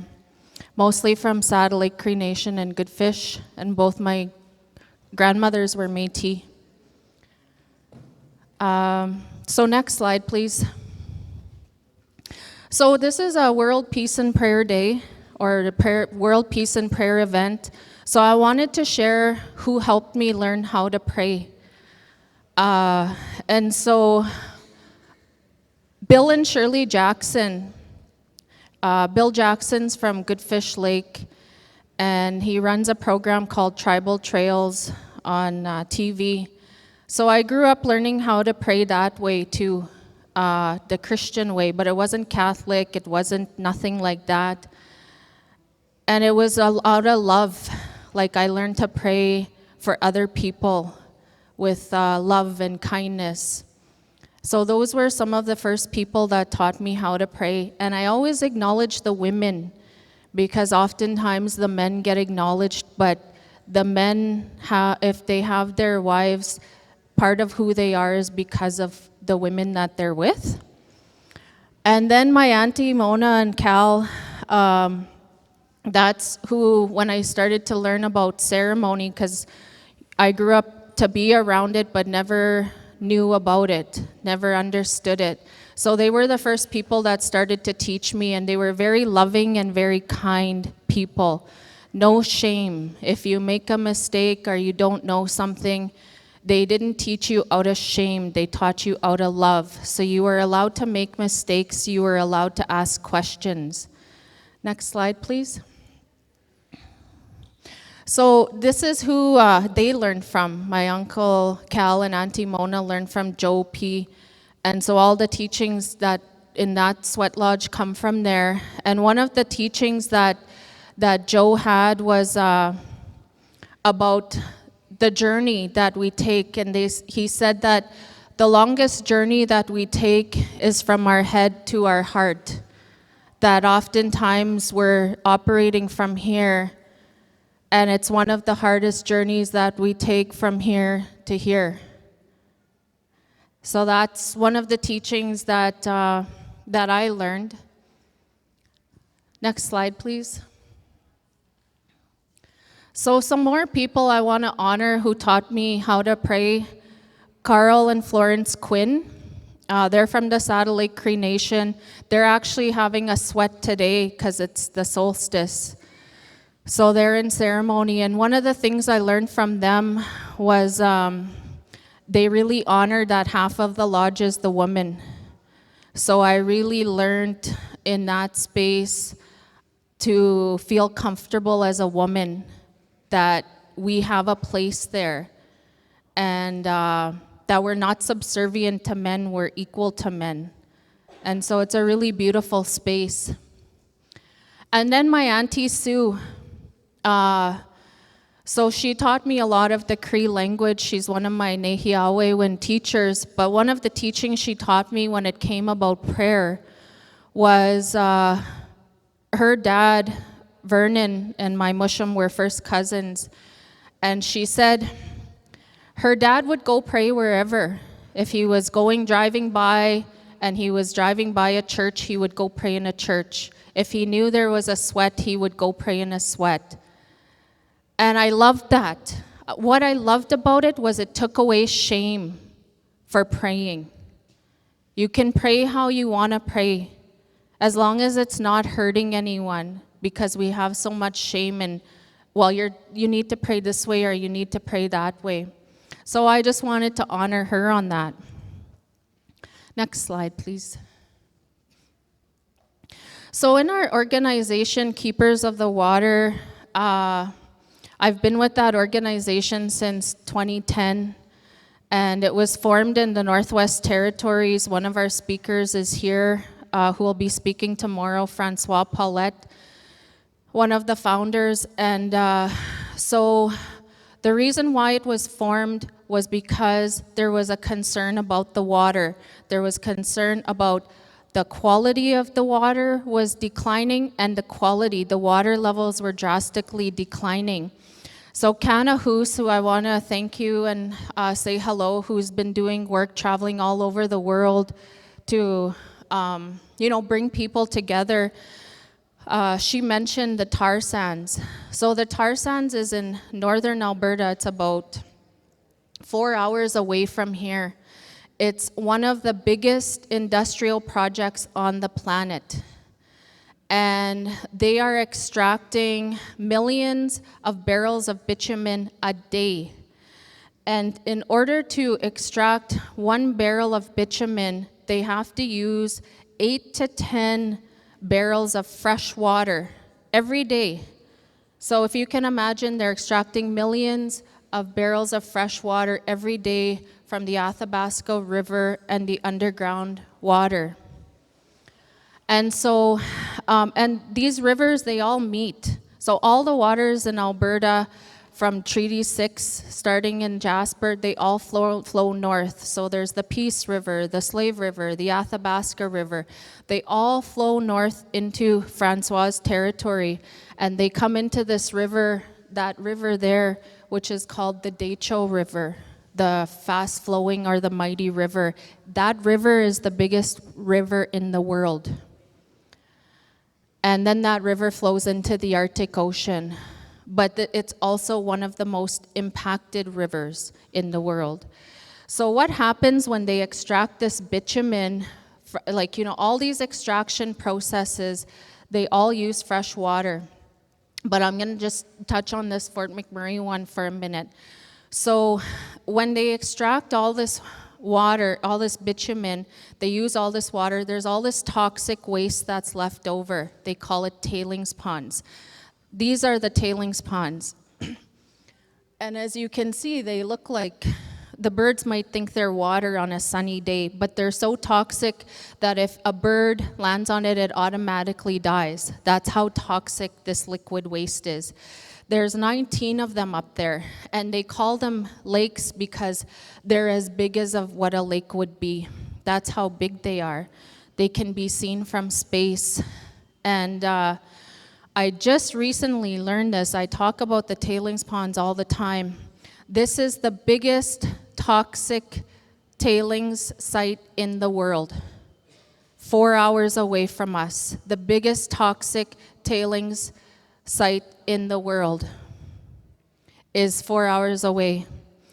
And the Alberta government recently proposed with these companies that they said, because the communities are so concerned about it, they're leaking, people are getting rare cancers. In Fort Chip, they have high rates of cancer, all kinds of issues. And so the people are saying, you guys need to do something about this. What are you gonna do? And they don't have a solution. So what they came up with most recently is they said, we found a way to treat it, and then we're gonna dump all those into the water. So part of what our work with Keepers of the Water does is we worked with the scientists, we took all that information to look at it and understand that it's still highly toxic, and no, just no, it's not gonna happen. They are not gonna dump these toxic tailings into the water. So we've been meeting with the federal environment minister, all these communities, going everywhere and anywhere we can where people will listen, to educate them first that the Alberta government wants to do this and that it's going to completely devastate. We're calling it an international human rights crime because it will affect a lot of people. And so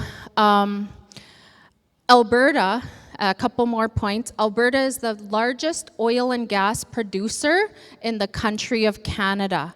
So what that means is they're also the biggest water user in the country of Canada. They're using massive amounts of fresh water. And what's concerning is Danielle Smith wants to double that. We're already at the height, and she wants to double that. And I'm concerned because Prime Minister Mark Carney, he also wants to try and make Canada this energy superpower. But all they're talking about is extraction, and they're not talking about the impacts to the land. They're not talking about how much fresh water is going to be used, how much toxic waste, how many animals, how many medicines, how many berries. None of that. They're not talking about any of that. And like the Pueblo people, is that where you guys are from? You guys spoke this morning? They were talking about why these wars are happening. And they're happening because of oil. The people in Gaza got bombed because of oil. They want to bomb Iran because of oil. They are using the state of Israel, which only became a state in 1948. They're using this tiny little state, these countries like America and all these other countries, to get to that oil. That's what's happening there, just as they said. And then down south, you know, they're causing all kinds of chaos. So I agree, we need to unite. So what does uniting look like to me? Continuing to have these gatherings, continuing to have people come together. But one thing we are also missing is allies. We need to, as Indigenous people, come together, but the non-Indigenous people, and not only the white people. You know, let's bring in Palestinians, let's bring in the Jewish people that don't support this. Everyone, we need to unite, be seen in the streets, and I know that's already happening. Next slide, please.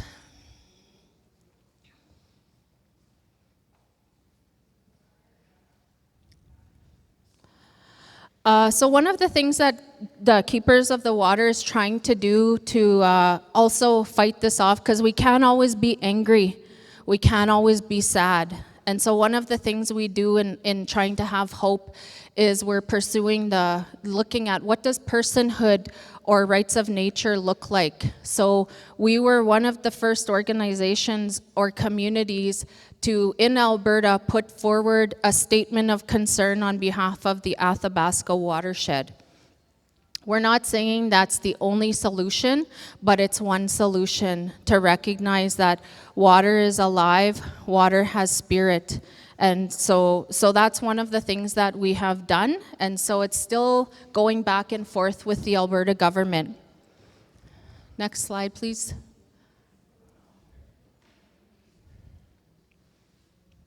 So this is where I wanted to just give some examples or reminders of powerful times of prayer.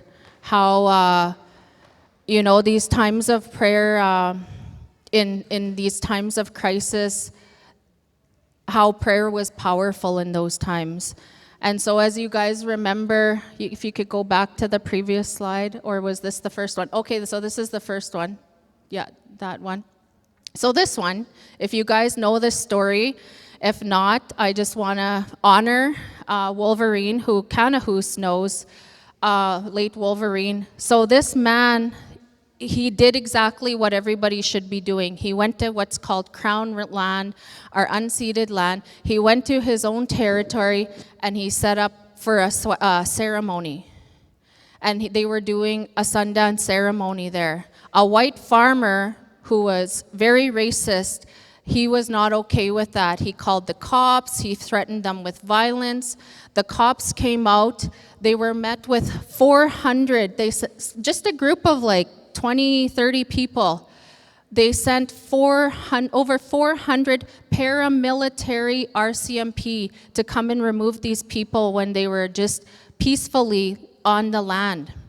The one thing that really resonated with me with this was there was one day where those police shot thousands of rounds, like 20,000 rounds of ammunition at that small handful of people. 20,000. You guys can Google it. not one person was hurt, or not one person died, I should say. And to me, that's a testament to the power of prayer. Next slide, please.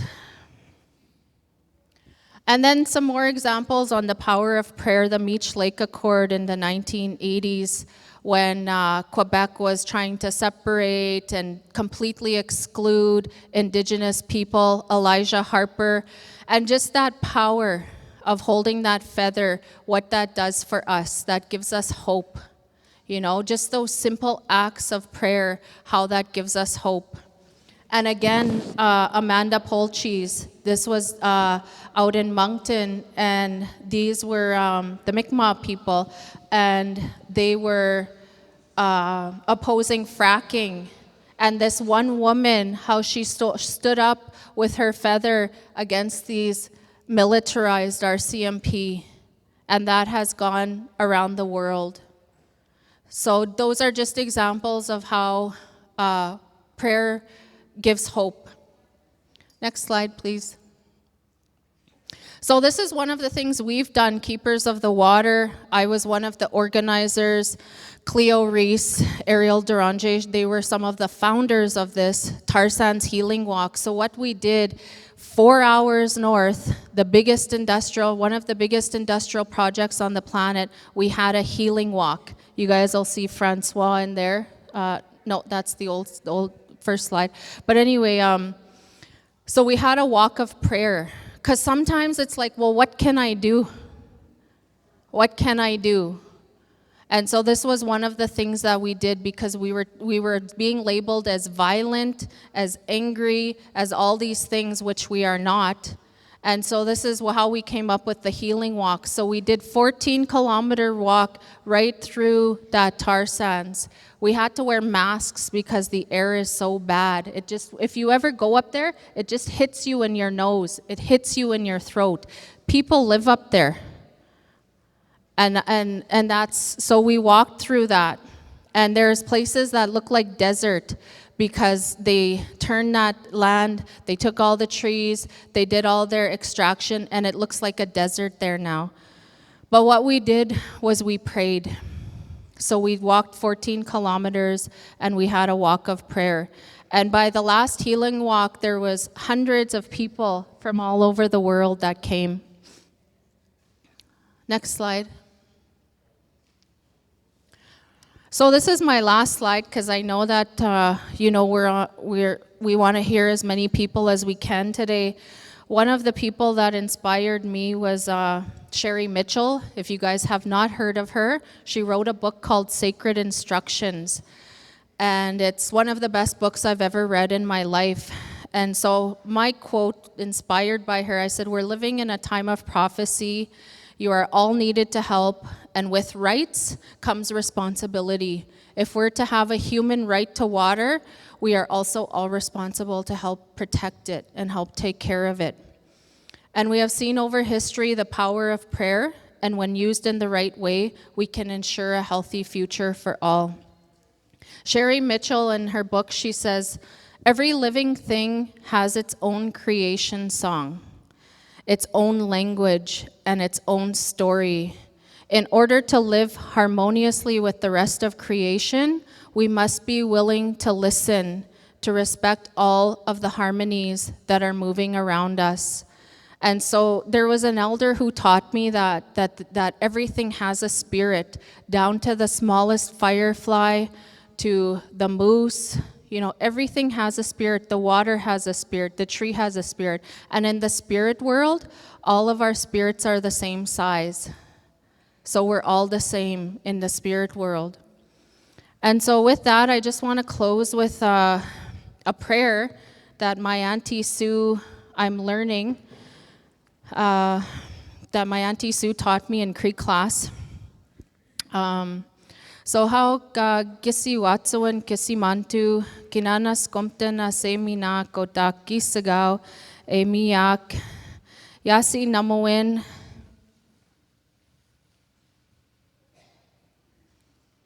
wase mamtanate sigan mian kiske tamawin mian nehiawewin Mien Kisiwatsawin, Mien Sagitawin, Mien Manatsawin, Mien Nanaskamawin, Sawim Nitsawasim Nanak, Niwa Wagomagananak, Egwakakiaw Gotagak, Isinyawak, Ota Askik, Wawis Angi, Ga Kitam Mats Kisitik.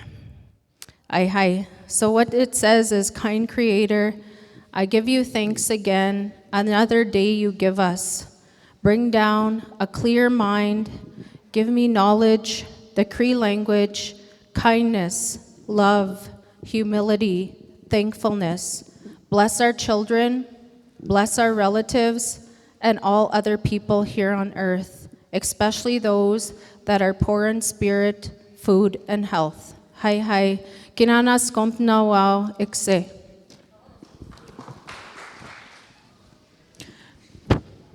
Oh, that one's working. Okay. Thank you again. That was Jessie Cardinal. Our next presenter is a Anishinaabe and Dakota grandmother. Her name is Lisa Bellinger. She's a chairperson for AIM and the Grand Governing Council for AIM as well. She's here to share about the protection of our sacred stone. Once again, this is Lisa Bellinger.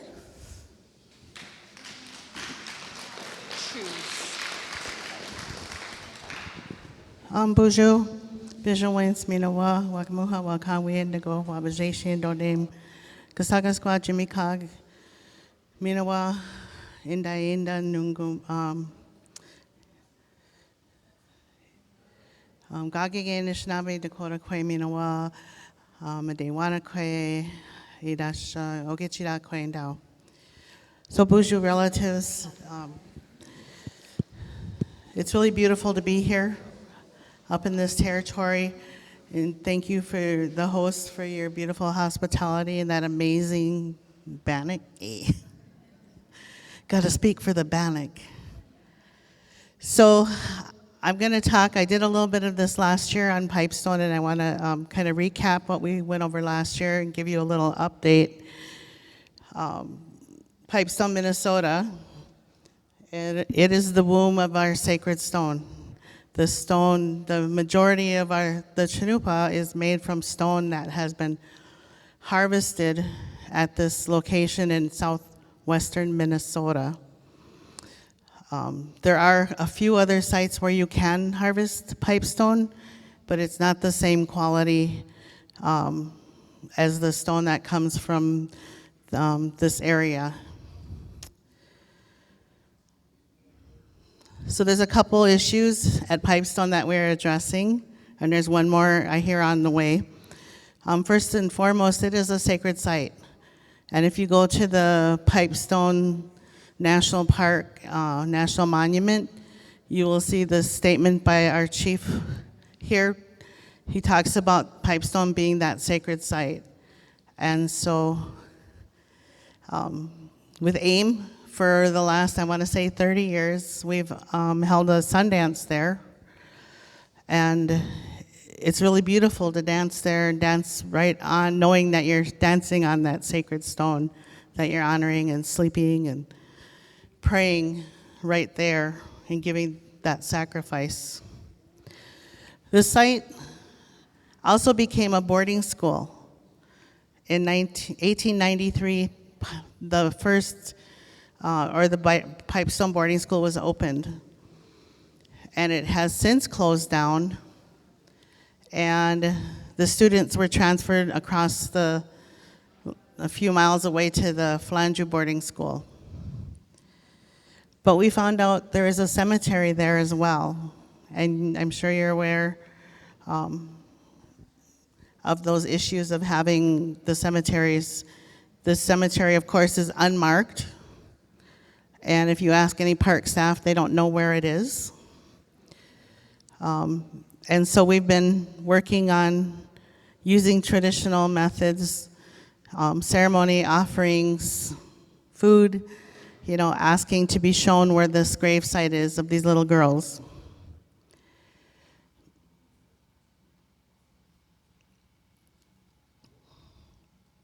pipestone is used for our sacred stone, our pipes. And there's a story about the blood of our people that accompanies that location. And so therefore, when we go to Pipestone, when events are there, and it is honored, reverenced as that sacred, very, very sacred, special site. Even the quarries, before they go in and they harvest the stone, they offer their sema, their tobacco, they offer food, they offer sometimes prayer ties, and people come from all over to quarry there to work to get that sacred stone. Other places you can get stone: Barron County, Wisconsin, Tremper Mound, Ohio, Yavapai County, Arizona, Garrettson, South Dakota, northwestern Kansas, Jefferson Lake and Lincoln counties in Montana. And again, it's pipestone, but it's not the same quality as this particular site. So pipestone historically has been that gathering place, a place of harvest, and so many tribes went there to go harvest that stone so that they would have their chanupa. It became part of a treaty and protected through the 1858 treaty. And so our people gathered there. We know there's a site where there's a few individuals that we know where their camp was. Some of our chiefs.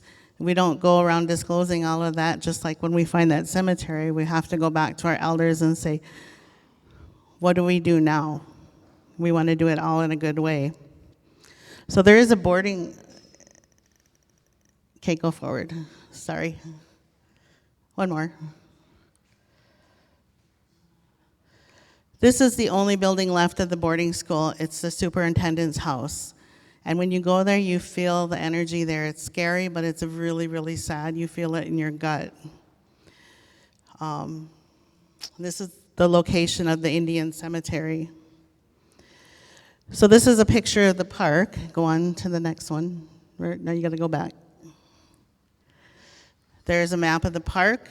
The quarries are the active quarries that have been, they're actual holes in the ground and people are digging them up, is in the center part of that park there on the left. And then the picture on the right is one of the local tribal members, a couple of them pulling out a big piece of pipestone. The work that goes into it, you're moving stone. You have to break through layers and layers of stone to get to that sacred, the layer of the pipestone. Next slide. So next is the pipeline. So we were informed that there's a pipeline that runs right over the sacred stone and through the park and on heading towards Sioux Falls, South Dakota. And you see these pipeline markers, they weren't there long ago. Or, like for years, they might have just been a little tiny stick, but more recently, the pipeline is more prominent. Next slide. So here we have the timeline. The boarding school opened in 1893, we'll say. The park opened in 1937. U.S. Great Lakes Pipeline Company applies for the row, and that's that little paragraph at the bottom. It's the right-of-way for Great Lakes Oil to move their pipeline through the park property. In 1957, the land was transferred from the Department of Indian Education, or Department of Interior Indian Education, to the national parks. And with that transfer of land or title or responsibility and ownership was the right-of-way. It's included in the transfer. In 1967, the right-of-way expired. And to this date, we have not found any document saying there's any right-of-way that's current. And so speed forward ahead, and we find out that the oil company is there looking.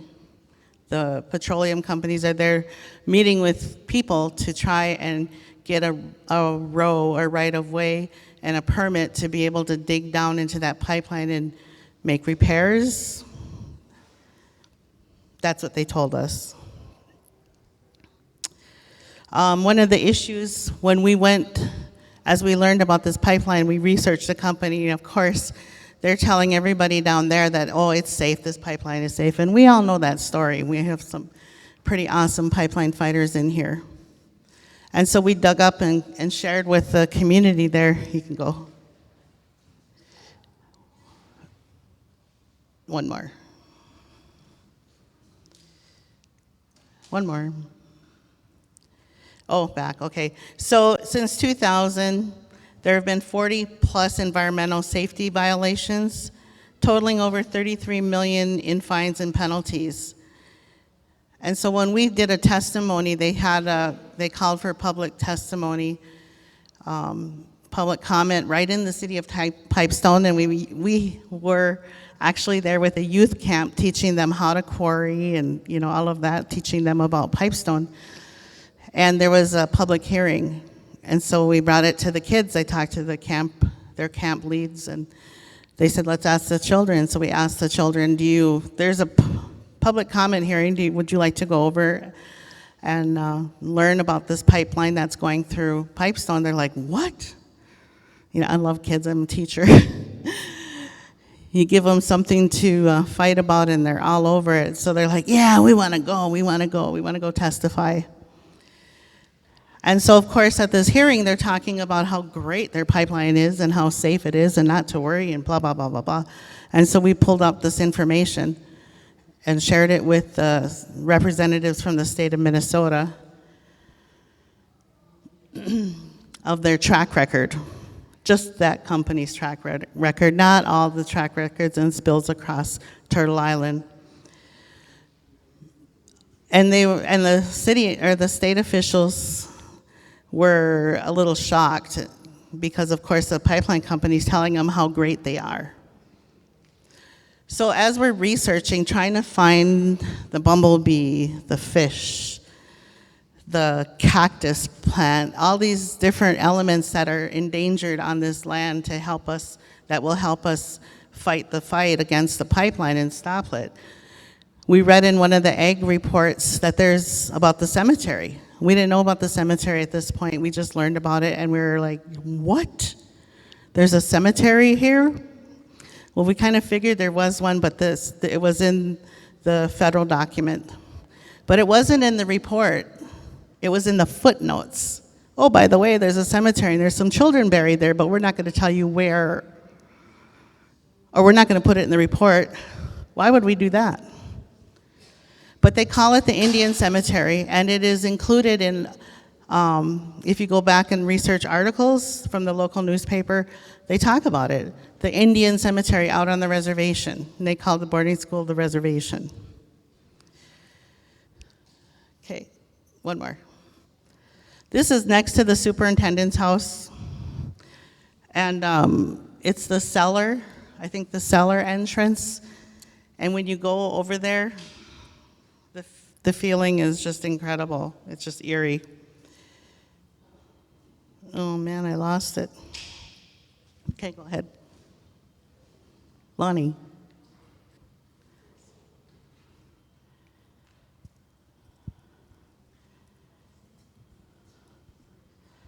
She has too many windows open.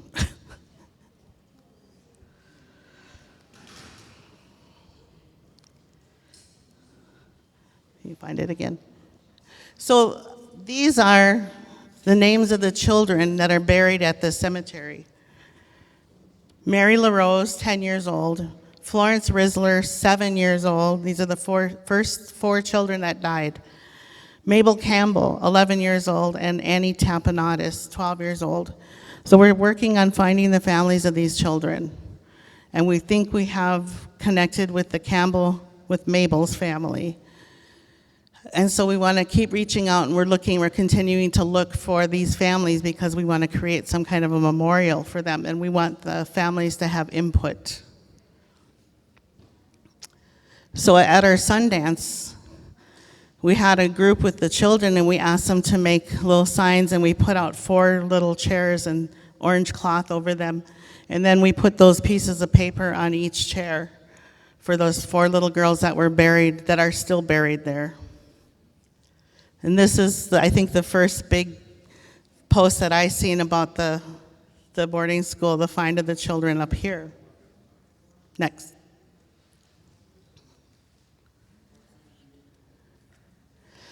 So at the boarding school, at the monument, there was some like youth or civilian workers that come and help, and one of them was Native, and he made a memorial for these children. And when the memorial was put on the ground, when it was installed, then there's a trail that people can walk in the park. And so the monument is over here and the trail is over there. And they're saying that because, and this was in the newspaper, because there's so many people went over to see the memorial, they had to change their path to come by here, and they actually added some words about the memorial for these children that were buried there. That was all that they put on there. And then a couple years later, this memorial disappeared. And we did not have any pictures of that memorial, and so I was envisioning like a head, something that lays in the ground or a rock or something, that they carved the words "peace forever" in it. And so we're like, how did people see it from way over there through that tall grass?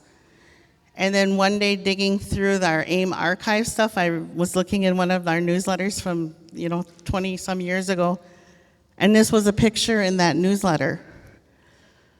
And so that marker, that guy's 6 feet tall, that's standing to the left of that marker. So a couple years later, that marker disappeared, thank you. And nobody knows what happened to the marker. Nobody can remember. Like, how does a marker that size disappear?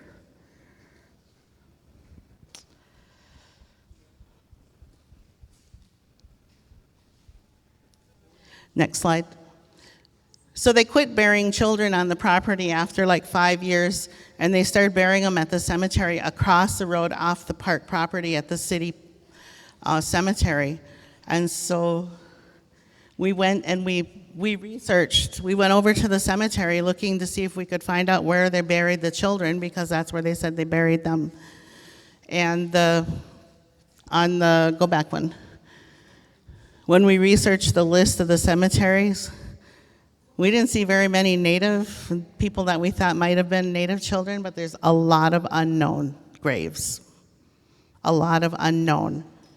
So you might want to guess that that's probably our boarding school children in the city cemetery. That's something else we need to address. So back to the pipestone. It was decommissioned about 4 years ago, and then they tried to recommission it, and then it was decommissioned again. And so they actually came out with there was 4 alternative routes of where that pipeline should go. It needs to be rerouted around the federal park. And so there was Route 1, which the park is here, and the route just went just right around the corner from the park. We were like, So the local farmers joined in with us and wanted to be part of this fight, because all of a sudden it was going on their property, right? It was going to cut through their lands. So they wanted us to lead and wanted to support our work so we could all work together to stop this pipeline.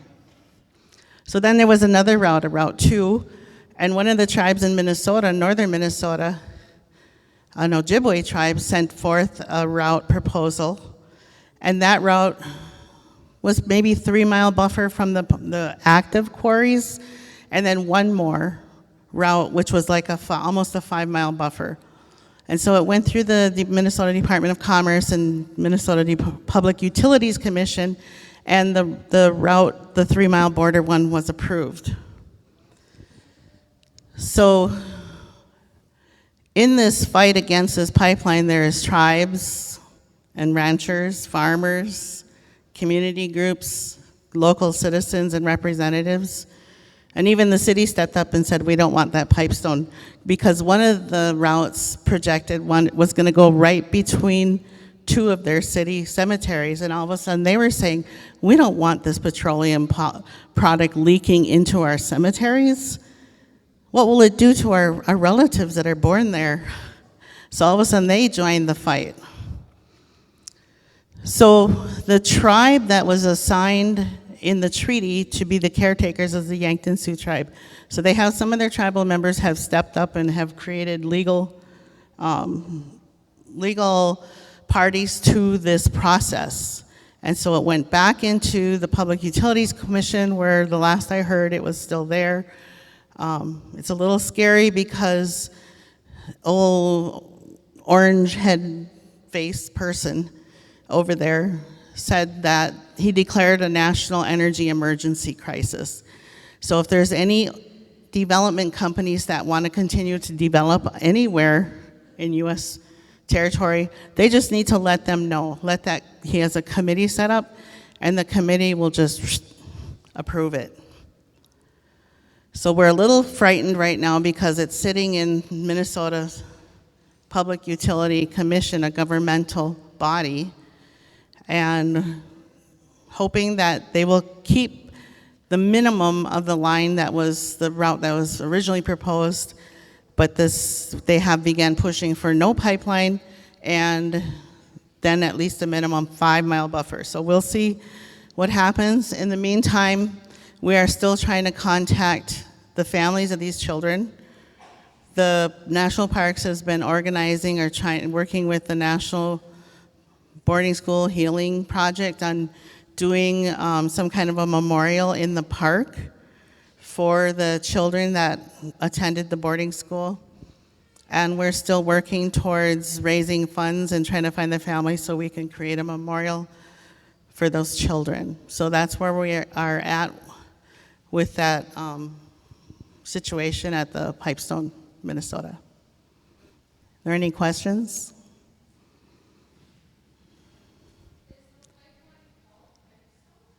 It's the Magellan pipeline.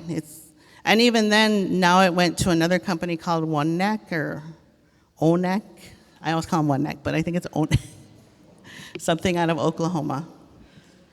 Oh, and then I was saying there's one more threat. So there's the boarding school, there's the current pipeline, and now they're trying to do those, the carbon pipelines, the carbon projects.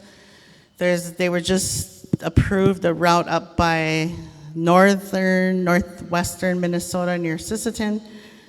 They were approved to begin charting a line map from up north, coming in from North Dakota, I believe.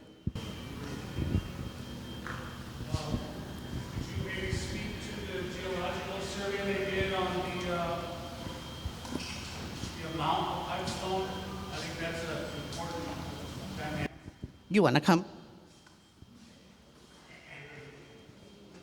I love it when people can help.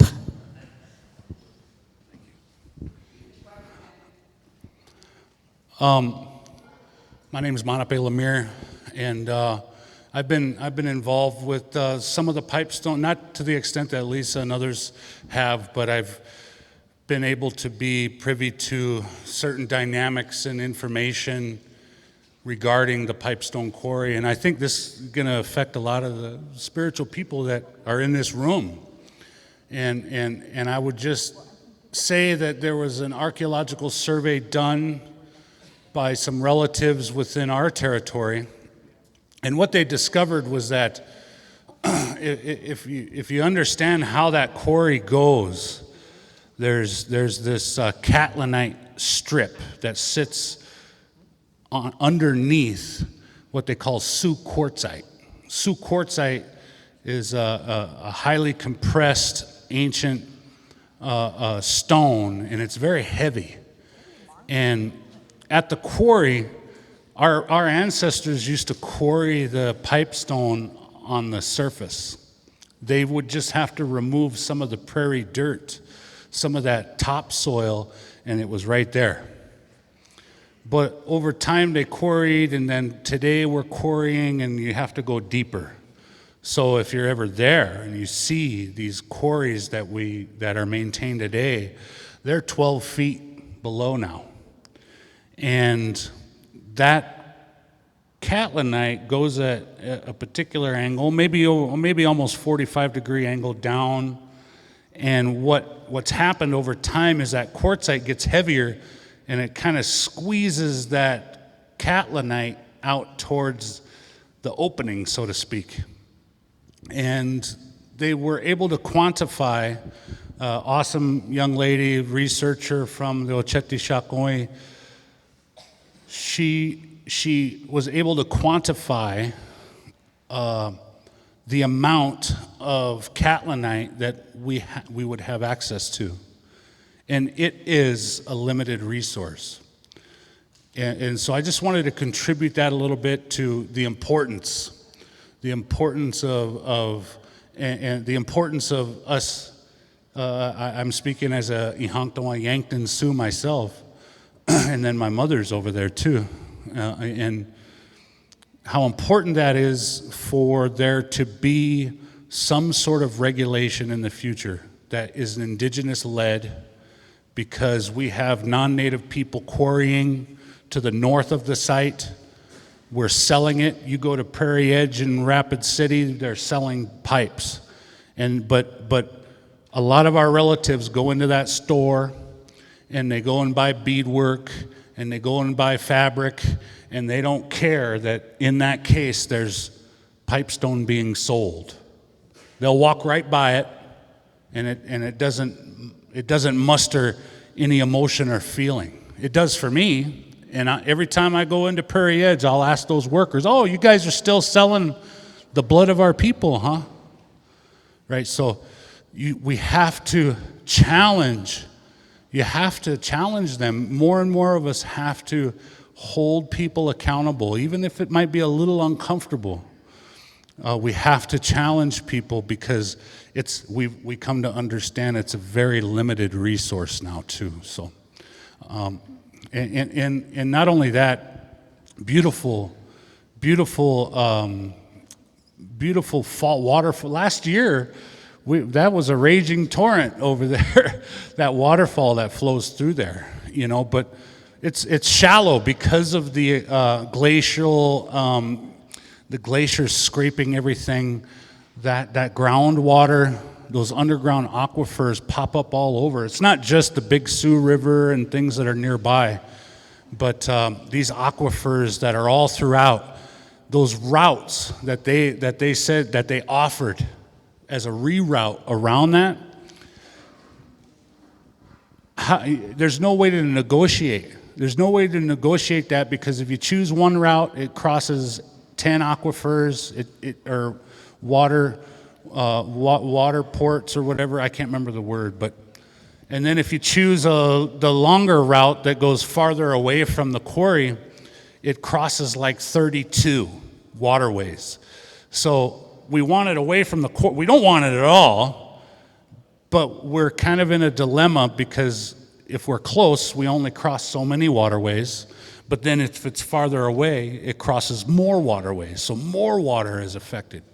It's a heck of a conundrum, and I really feel like, I know Arvel has talked about a buffer zone, not just taking more responsibility for the quarry, but creating a buffer zone that protects not just the stone, but the waterways around that too. So, hechet.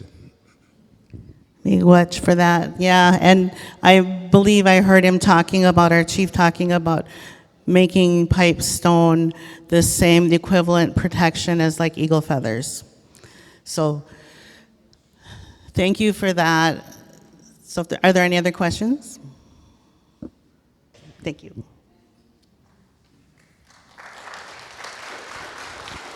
Thank you. Again, that was Lisa Bellinger. She's the chair for AIM and working to protect our sacred stone.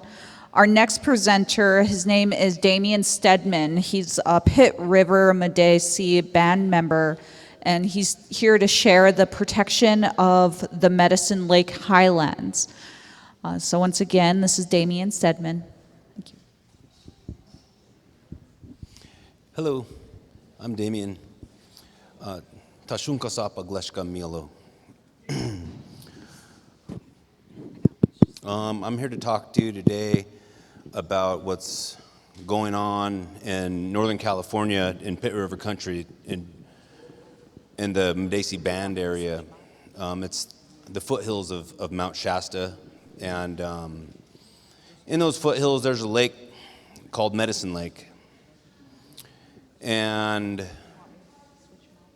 long time ago, the only people who were allowed to go to that place were our medicine people. And it's said that they would go on vision quests there, and they would go sit on a hill in front of the lake. And they would wait there, and when the Creator come, he would come in the form of a whirlwind. And when that whirlwind would come, it would come down on the water, and when it came, they knew that it was time for them to run down there as fast as they could and go dive in the water with that whirlwind, and that whirlwind would take them somewhere. Now, the kind of men that did these things, they trained those ways since they were young. And on that land, we had series of ponds that went way up the mountain. There'd be a pond down below, and then way up higher there'd be another pond, and up higher than that there would be another pond. And since they're young, they had to run up these hills, and they would have to carry a rock with them when they were running up their trails to build their stamina. And they would have to drop that rock and swim to the other side of first pond, and on the other side they'd pick up another big rock and carry that way up the hill, and they'd keep doing that all the way up to train for these things. And so the Medicine Lake area is a very sacred place. We're not allowed to go there, only these people who are training to do these things. And it turns out that the Medicine Lake, it's not very big. It's not very many acres in size, but underneath is one of the biggest water cauldrons in North America, and it holds a lot of fresh water, and it's geothermal. And the Corps of Engineers wanted to give permits to allow for geothermal electricity to be supplied out of that lake. And I'm not sure how long that's been going on, but it's been going on at least since the days of my uncle Floyd Buckskin, who was a big fighter of that situation happening, and he was able to fend it off for many, many years. He fought for our land.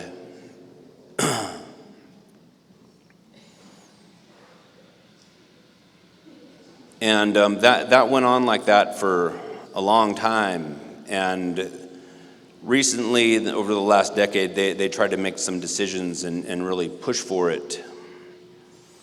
And our people were able to band together. And so it took them 10 years to be able to get the Medicine Lake Highlands put into a monument status. And they fought very hard to get that protection put in place. And it was a very difficult thing for them to accomplish. A lot of years of work went into it, and a lot of communication with government officials, and lots of hard work. But last year they finally got it put into national monument status, and it's always our fear that those statuses from certain administrations, that those kinds of titles can be stripped from an area, and they can move back in, and so we just got to keep fighting for our homelands. That's right. and so that, huh?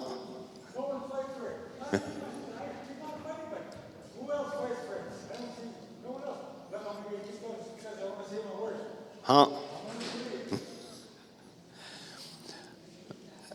And it's just something that we need to continue to do as Native people, is continue to fight.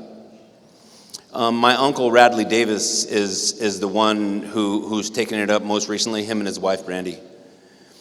And they've done a really good job of getting that land secured into monument status. And I'm sure that he would appreciate me standing up here and talking about it, and World Peace and Prayer Day. And so that our little voice in Pitt River Country can continue to be heard. Because the last thing that any of us want is for the government to be able to strip us of something that is going to protect a place that has meant so much to my people for thousands of years. And not only that, I mean, the government has already taken plenty from my little valley, where I come from, the place where the river bends, and now they call it the Pitt River. But that's where my people were, is down there on this river. And in the 70s and 80s, the PG&E stepped in and put a series of dams in for electricity. And that stopped the salmon from being able to run in our area anymore. And now our river is slimy, and it's polluted, and it's not a place that is fun to go to anymore. And there's no salmon, and the salmon to my people were our lifeblood. That was our food source, just like the buffalo was to the Lakotas. That's what gave us life.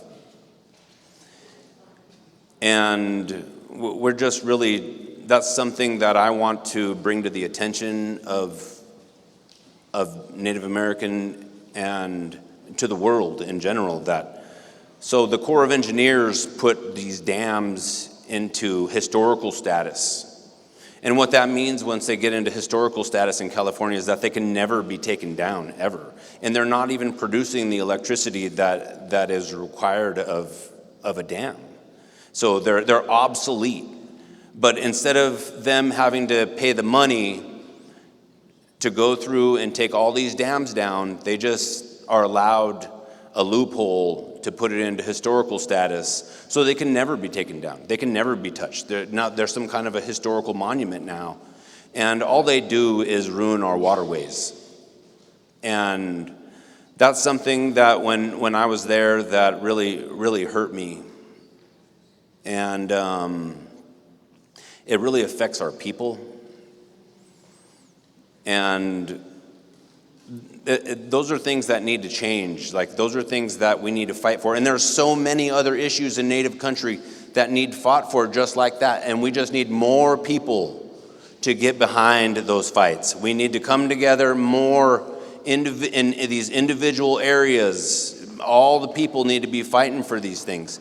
But it's so difficult when our people are out in the world dealing with alcohol and drugs, and dealing with having to go through turmoil in their family. And we all know what I'm talking about. We've all seen those things, and we need to be able to heal our people in a good way. We all need to be able to come back to our traditions and our ways and our languages, and in order for us to be healthy again. And so that we can continue to fight for the land, and so we can continue to fight for each other. My uncle, Floyd Buckskin, told me a story. And it's about a bonica, which is a Pitt River word for butterfly man or moth man, they call it. And so many of us are related, and this is one of those stories about how my people are related to Pacific Islanders. And So the story is that a big wave come in the Hawaii area, and it picked people up from those islands, and a big wave brought them all the way to the coast of California. And down by the San Francisco area, particularly, is where they talked about. And when they came ashore, the people down there, they said, we need to try to get back to our home. And they didn't know what to do or where to go. And the people, they said, you're volcano people. And see that mountain up north? If you go up there, there's people up there who know and who are going to have answers for you. And they're talking about my people, Madesi people. And it's a long ways, probably 200 miles. And so, but they just headed north, and they didn't stop until they got to my area.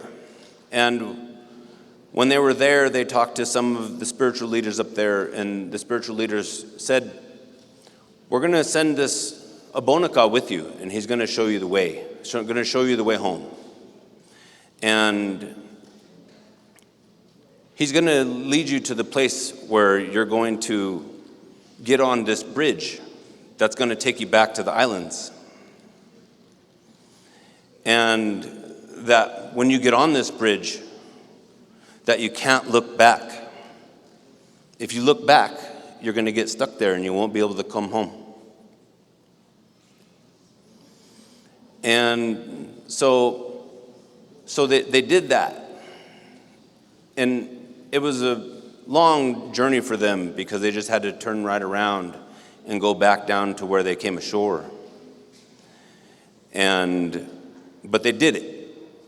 And when they got down there, Abonaka told them, those people, that this is the Rainbow Bridge, they called it. And you could see through it, but you could walk on it. And as long as you look forward and don't stop, it'll take you right back to where your home is. And so they were happy. And before they left, they had a celebration. And when they left, it was hard for them to leave because they'd become such good friends and relatives to these people that were there.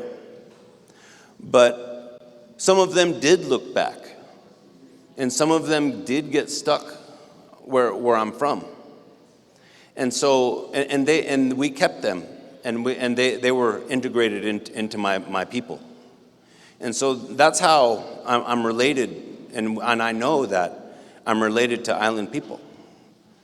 And I'm sure that if we really dug deep into a lot of our Native American history, that a lot of these same kinds of stories, trade routes all across America relate all of us. And a funny thing is that my Uncle Radley, he told me after we danced once, that my people have a run that goes from Mount Shasta to Mount Lassen every year. And that's something that we did traditionally. We ran from volcano to volcano. And we still do that now. And some Hawaiians came over and they wanted to share in our run. And we became good friends with them. And now Hawaii has a run around the Big Island. My uncle went over there and he told this story to them.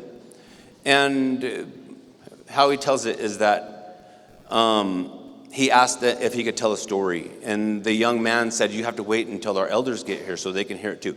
And he said it was a couple of days before the elders were there. And so they all sat down and gave them his full attention. And he told this story. And the elders looked at the young man who was sort of the host and didn't say nothing. And it left my uncle confused about what was going on. And the next day, the elders there, they said that we want you to come to this place with us. And this place has been bombed out from Pearl Pearl Harbor. And there's still live ordnance where they were. So if you can imagine that there's still this temple that's there, that every bomb missed, that temple is still there. And they took them, the people knew their route through this way, and they brought them to this temple. And there's a brother and a sister who they live there, and they're in charge of keeping all the history from the Hawaiian people at that place. And it's very secretive, and you only get to go there if you're invited with elders. And so they went there, and he told them this story again to all those elders, and the whole crowd was astonished by it because they have the same story in their history. And so it just keeps proving to me that we're all related.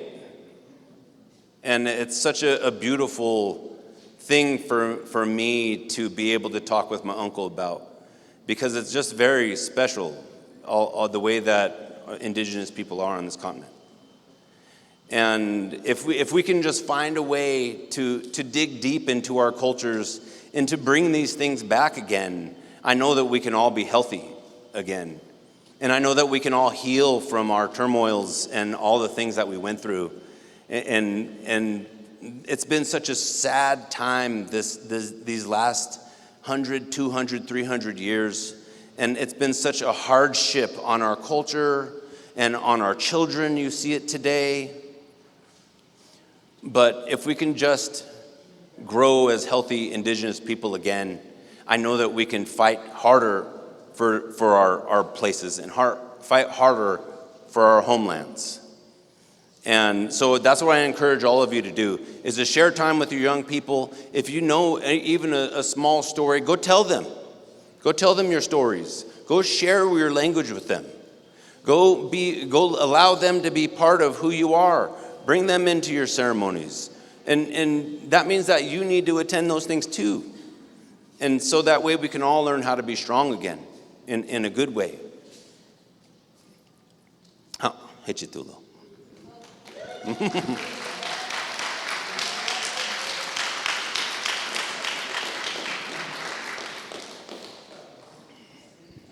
Thank you so much for sharing. We are going to be closing the day.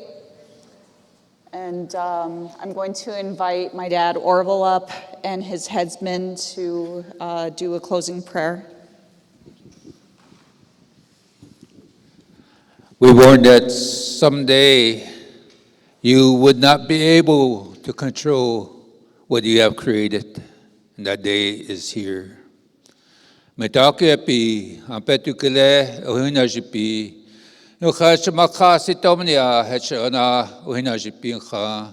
Uchimakakilewaka nache apetukile chethunkashila wakantaka yuashte namakak neche oyate hina lechakchuglinajipi. It's the highest honor to be here to speak with my brothers and sisters. We are the spiritual medicine people. And Uchimaka, Mother Earth, is sick and has a fever. We know that we are up against a lot in this world. Seems like we're always the front lines all the time because we protect the sacred. We follow spirit when we know that we always have to be humble under the Creator. The pipestone that they talk about, it's only 11 inches. And there's a law, man-made law that was passed about the eagle feather law. And I wish someday they would add on the red pipestone, because this red pipestone, when it disappears, that's the end of our people way of life. So we know that we have a lot of work to do ahead of us. But as the founder of World Peace and Prayer Day, we are inviting, we are putting a word out that Mother Earth is speaking to us through the white animals, the white buffalo calf. The white animals are being born all over the world. And this white buffalo calf being born in Janesville, Wisconsin, and Yellowstone. Why are these white buffalo calves being born in our generation? Why is the white animals being born in our generation? Because Mother Earth is speaking to us right now.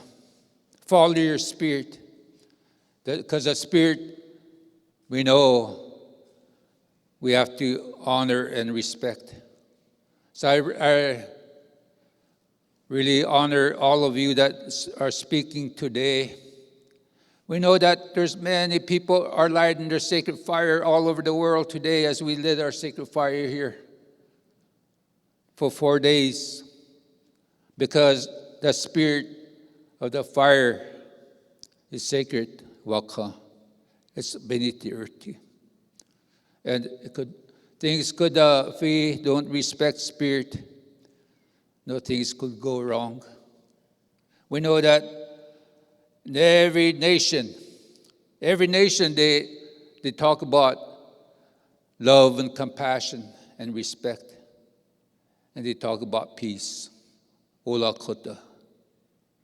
Ola kota gunachi kimonipi achamakak nachi kimonipi. We know that we always have to find peace in our hearts. And we do a lot of ceremonies. It's always about peace. In fact, the Lakota means peace. Lakota Dakota means peace. And I know that every nation, every sacred hills, mountain, rivers were named like a sacred place. It has a sacred name. So I'd like to say that today, it's a beautiful day to stand up for Mother Earth. It's a beautiful day to stand up with our brothers and sisters in the front lines protecting Mother Earth.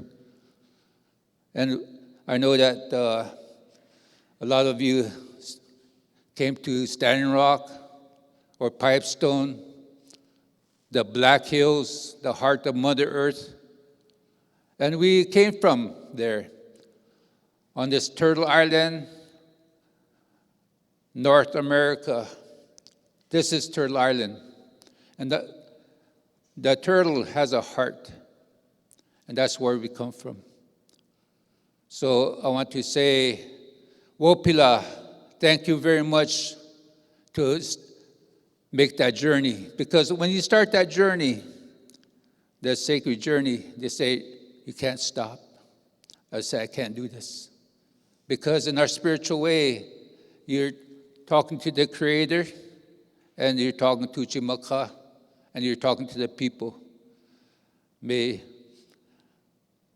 Great Spirit bless each and every one of you and the nations as we stand up for Uchimaka today. Wppd, thank you very much. Hope.